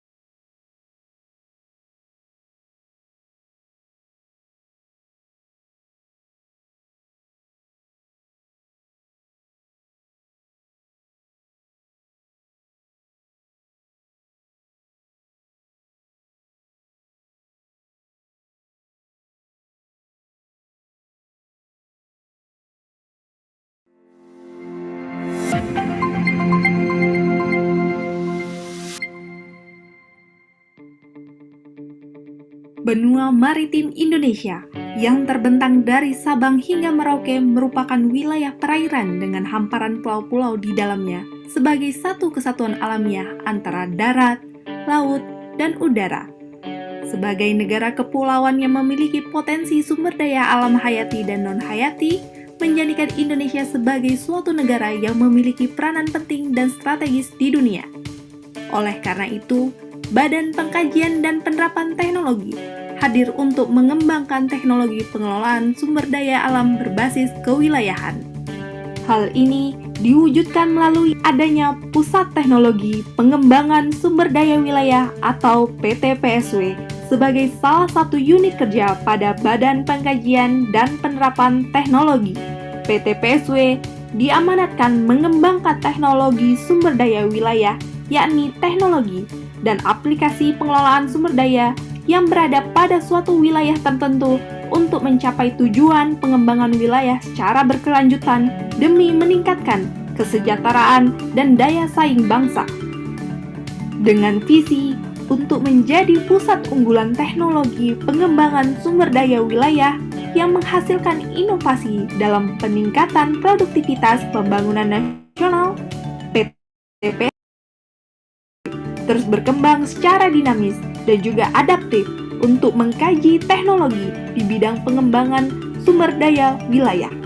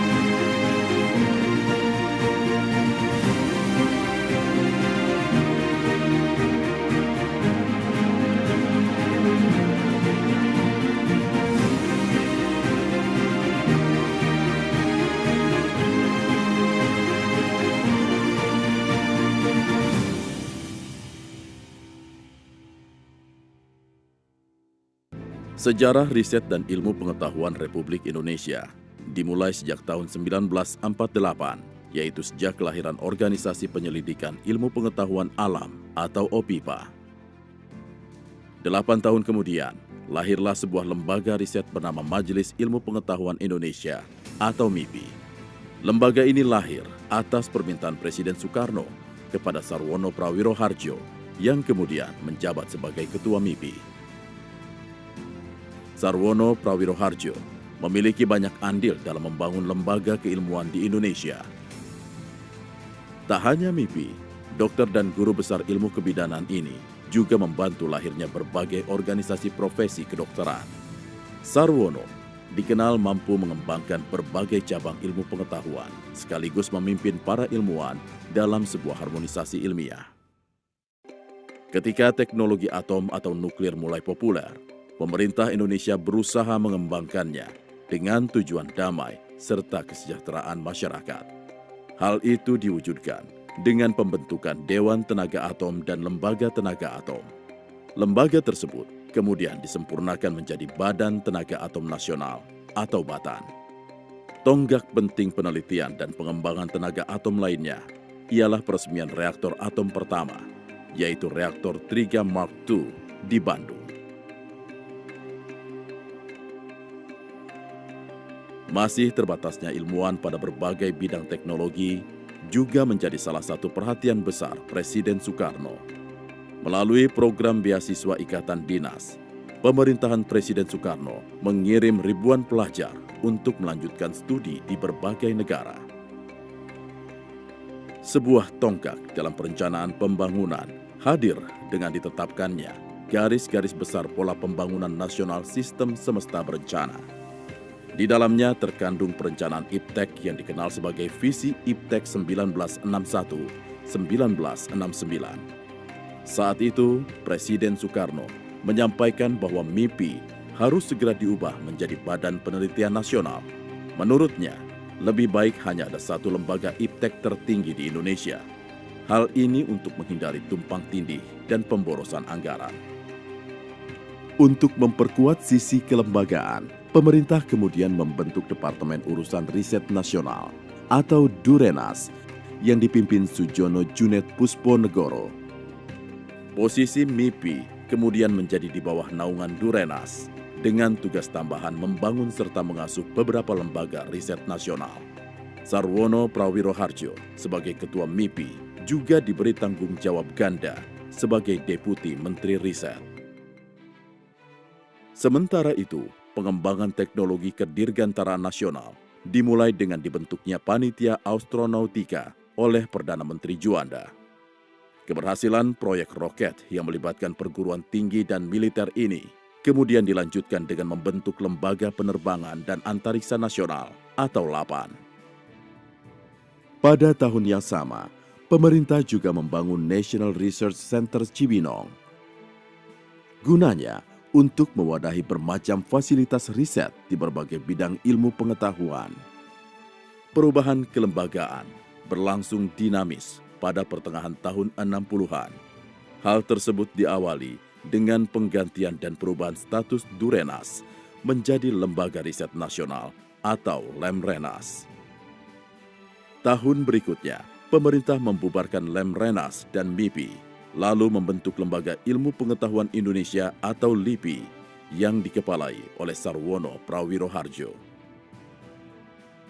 Aktivitas riset dan pengembangan IPTEK kembali menggeliat ketika pemerintah menunjuk Sumitro Joyo Hadikusumo sebagai Menteri Negara Riset.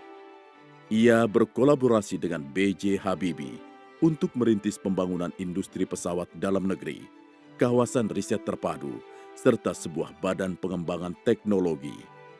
Kawasan riset terpadu dan terbesar di Indonesia berhasil terwujud dengan didirikannya Pusat Penelitian Ilmu Pengetahuan dan Teknologi atau Puspitek. Di kawasan ini pula, kemudian dibangun reaktor nuklir serbaguna, GA Siwabesi. Reaktor nuklir berkapasitas 30 MW ini merupakan yang terbesar di Asia Tenggara. Sebuah institusi untuk mengembangkan dan mendayagunakan teknologi kemudian juga dapat terimplementasikan dengan pendirian Badan Pengkajian dan Penerapan Teknologi atau BPPT.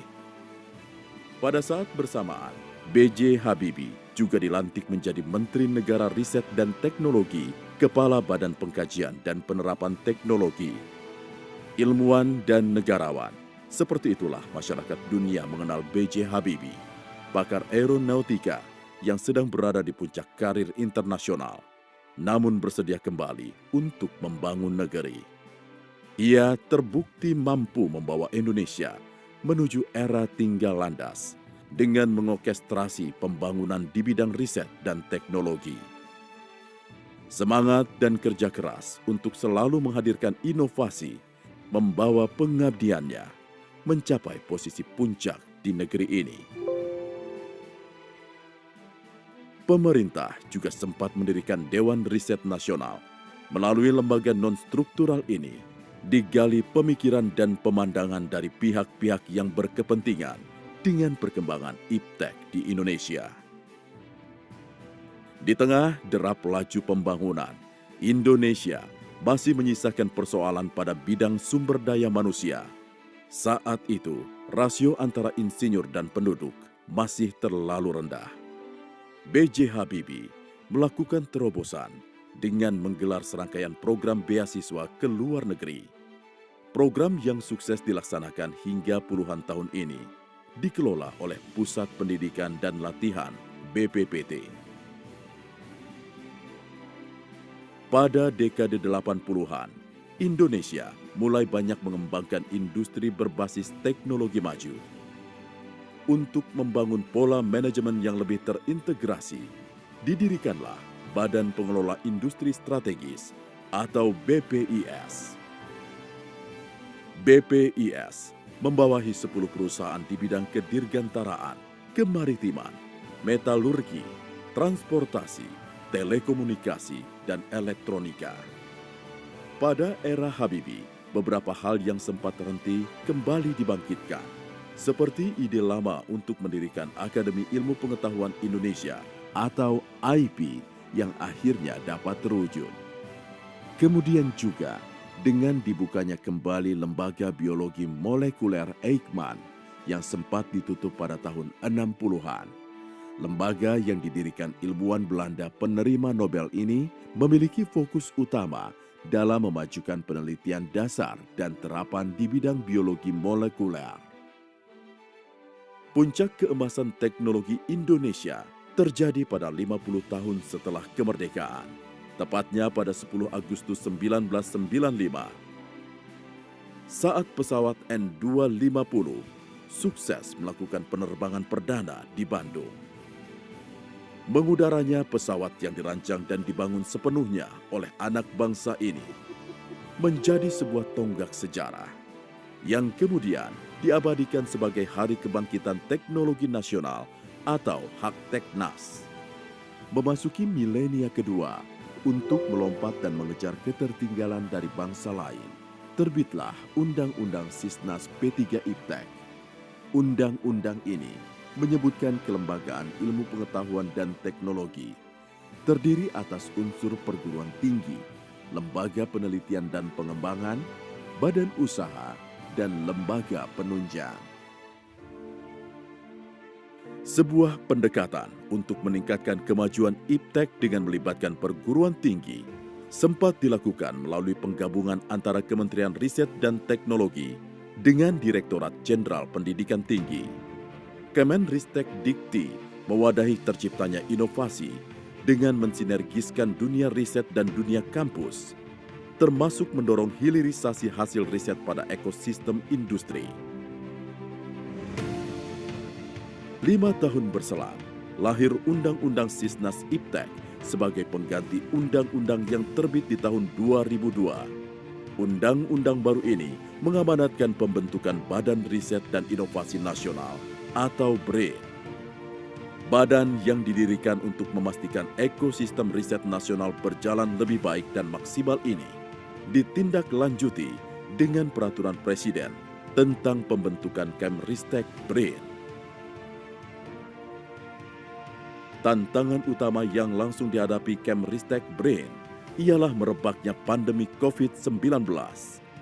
Sebagai respon, dibentuklah Konsorsium Riset dan Inovasi COVID-19. Fokus utamanya memberikan solusi terhadap wabah sekaligus meningkatkan kemandirian bangsa melalui kolaborasi dengan berbagai lembaga. Produk inovasi yang hingga kini terus dikembangkan ialah vaksin merah putih. BRAIN telah ditetapkan sebagai badan otonom yang bertanggung jawab langsung kepada Presiden. Hal ini dibarengi dengan pelantikan Laksana Trihandoko sebagai Kepala Badan Riset dan Inovasi Nasional oleh Presiden Joko Widodo. BRAIN mengintegrasikan 4 lembaga riset, yaitu LIPI, BPPT, BATA, dan LAPAN, termasuk mengkoordinir riset yang dilakukan oleh Litbang Kementerian serta Balitbang daerah di seluruh Indonesia. Keberadaan BRAIN diharapkan dapat membuat alur koordinasi riset lebih efektif dan efisien, sebagaimana amanat yang pernah disampaikan Presiden Soekarno tentang lembaga iptek tertinggi di Indonesia.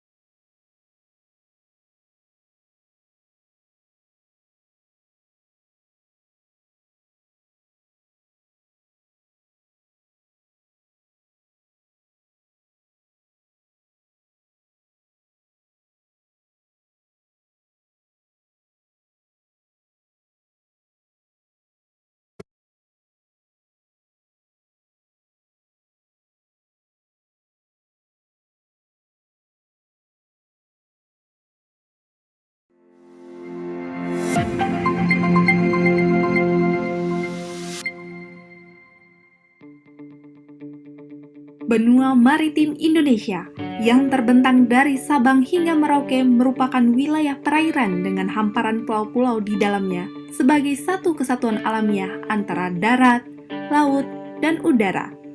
Sebagai negara kepulauan yang memiliki potensi sumber daya alam hayati dan non-hayati, menjadikan Indonesia sebagai suatu negara yang memiliki peranan penting dan strategis di dunia. Oleh karena itu, Badan Pengkajian dan Penerapan Teknologi hadir untuk mengembangkan teknologi pengelolaan sumber daya alam berbasis kewilayahan. Hal ini diwujudkan melalui adanya Pusat Teknologi Pengembangan Sumber Daya Wilayah atau PT-PSW sebagai salah satu unit kerja pada Badan Pengkajian dan Penerapan Teknologi. PT-PSW diamanatkan mengembangkan teknologi sumber daya wilayah, yakni teknologi dan aplikasi pengelolaan sumber daya yang berada pada suatu wilayah tertentu untuk mencapai tujuan pengembangan wilayah secara berkelanjutan demi meningkatkan kesejahteraan dan daya saing bangsa. Dengan visi untuk menjadi pusat unggulan teknologi pengembangan sumber daya wilayah yang menghasilkan inovasi dalam peningkatan produktivitas pembangunan nasional, PT-PSW terus berkembang secara dinamis dan juga adaptif untuk mengkaji teknologi di bidang pengembangan sumber daya wilayah. Dengan berprinsip pada nilai tematik, integratif, spasial, dan dinamis, PT-PSW melakukan tugasnya dengan berbasis teknologi penginderaan jauh maju, teknologi geofisika maju, teknologi akustik tomografi, dan teknologi akuntansi sumber daya alam untuk pengembangan sumber daya wilayah. PT PSW berperan aktif dalam program besar BPPT, yaitu Indonesia Tsunami Early Warning System, melalui kegiatan pemantauan karakteristik rambatan menggunakan sensor akustik tomografi, serta teknologi integrasi dan interoperabilitas data observasi kebumian untuk kesiapsiagaan nasional. Selain itu, PT PSW juga berperan untuk menyukseskan kegiatan sistem informasi zoonosis dan emerging infectious disease. Dalam menjalankan kegiatan sesuai dengan tugas pokok dan fungsi, PT PSW memiliki sumber daya manusia yang unggul, yakni putra-putri terbaik bangsa dari berbagai disiplin ilmu dan juga bidang keahlian. PT PSW juga didukung oleh berbagai sarana dan prasarana seperti fasilitas peralatan survei terestris, peralatan survei laut dan pesisir, wahana survei,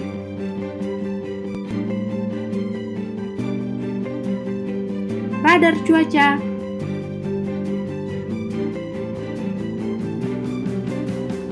penggunaan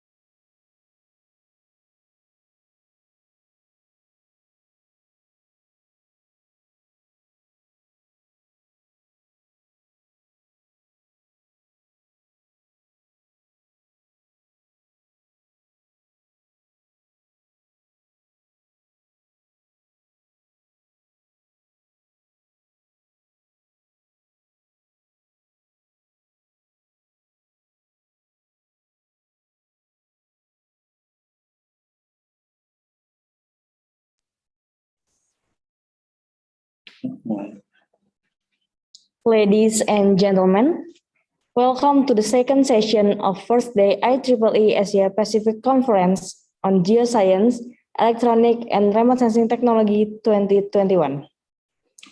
So, ladies and gentlemen, we would like to inform you the following matters.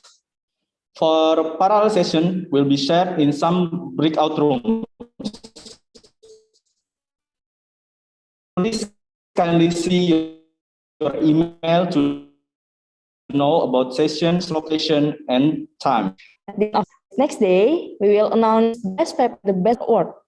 Please pay your attention on your screen for the detail of announcement meeting.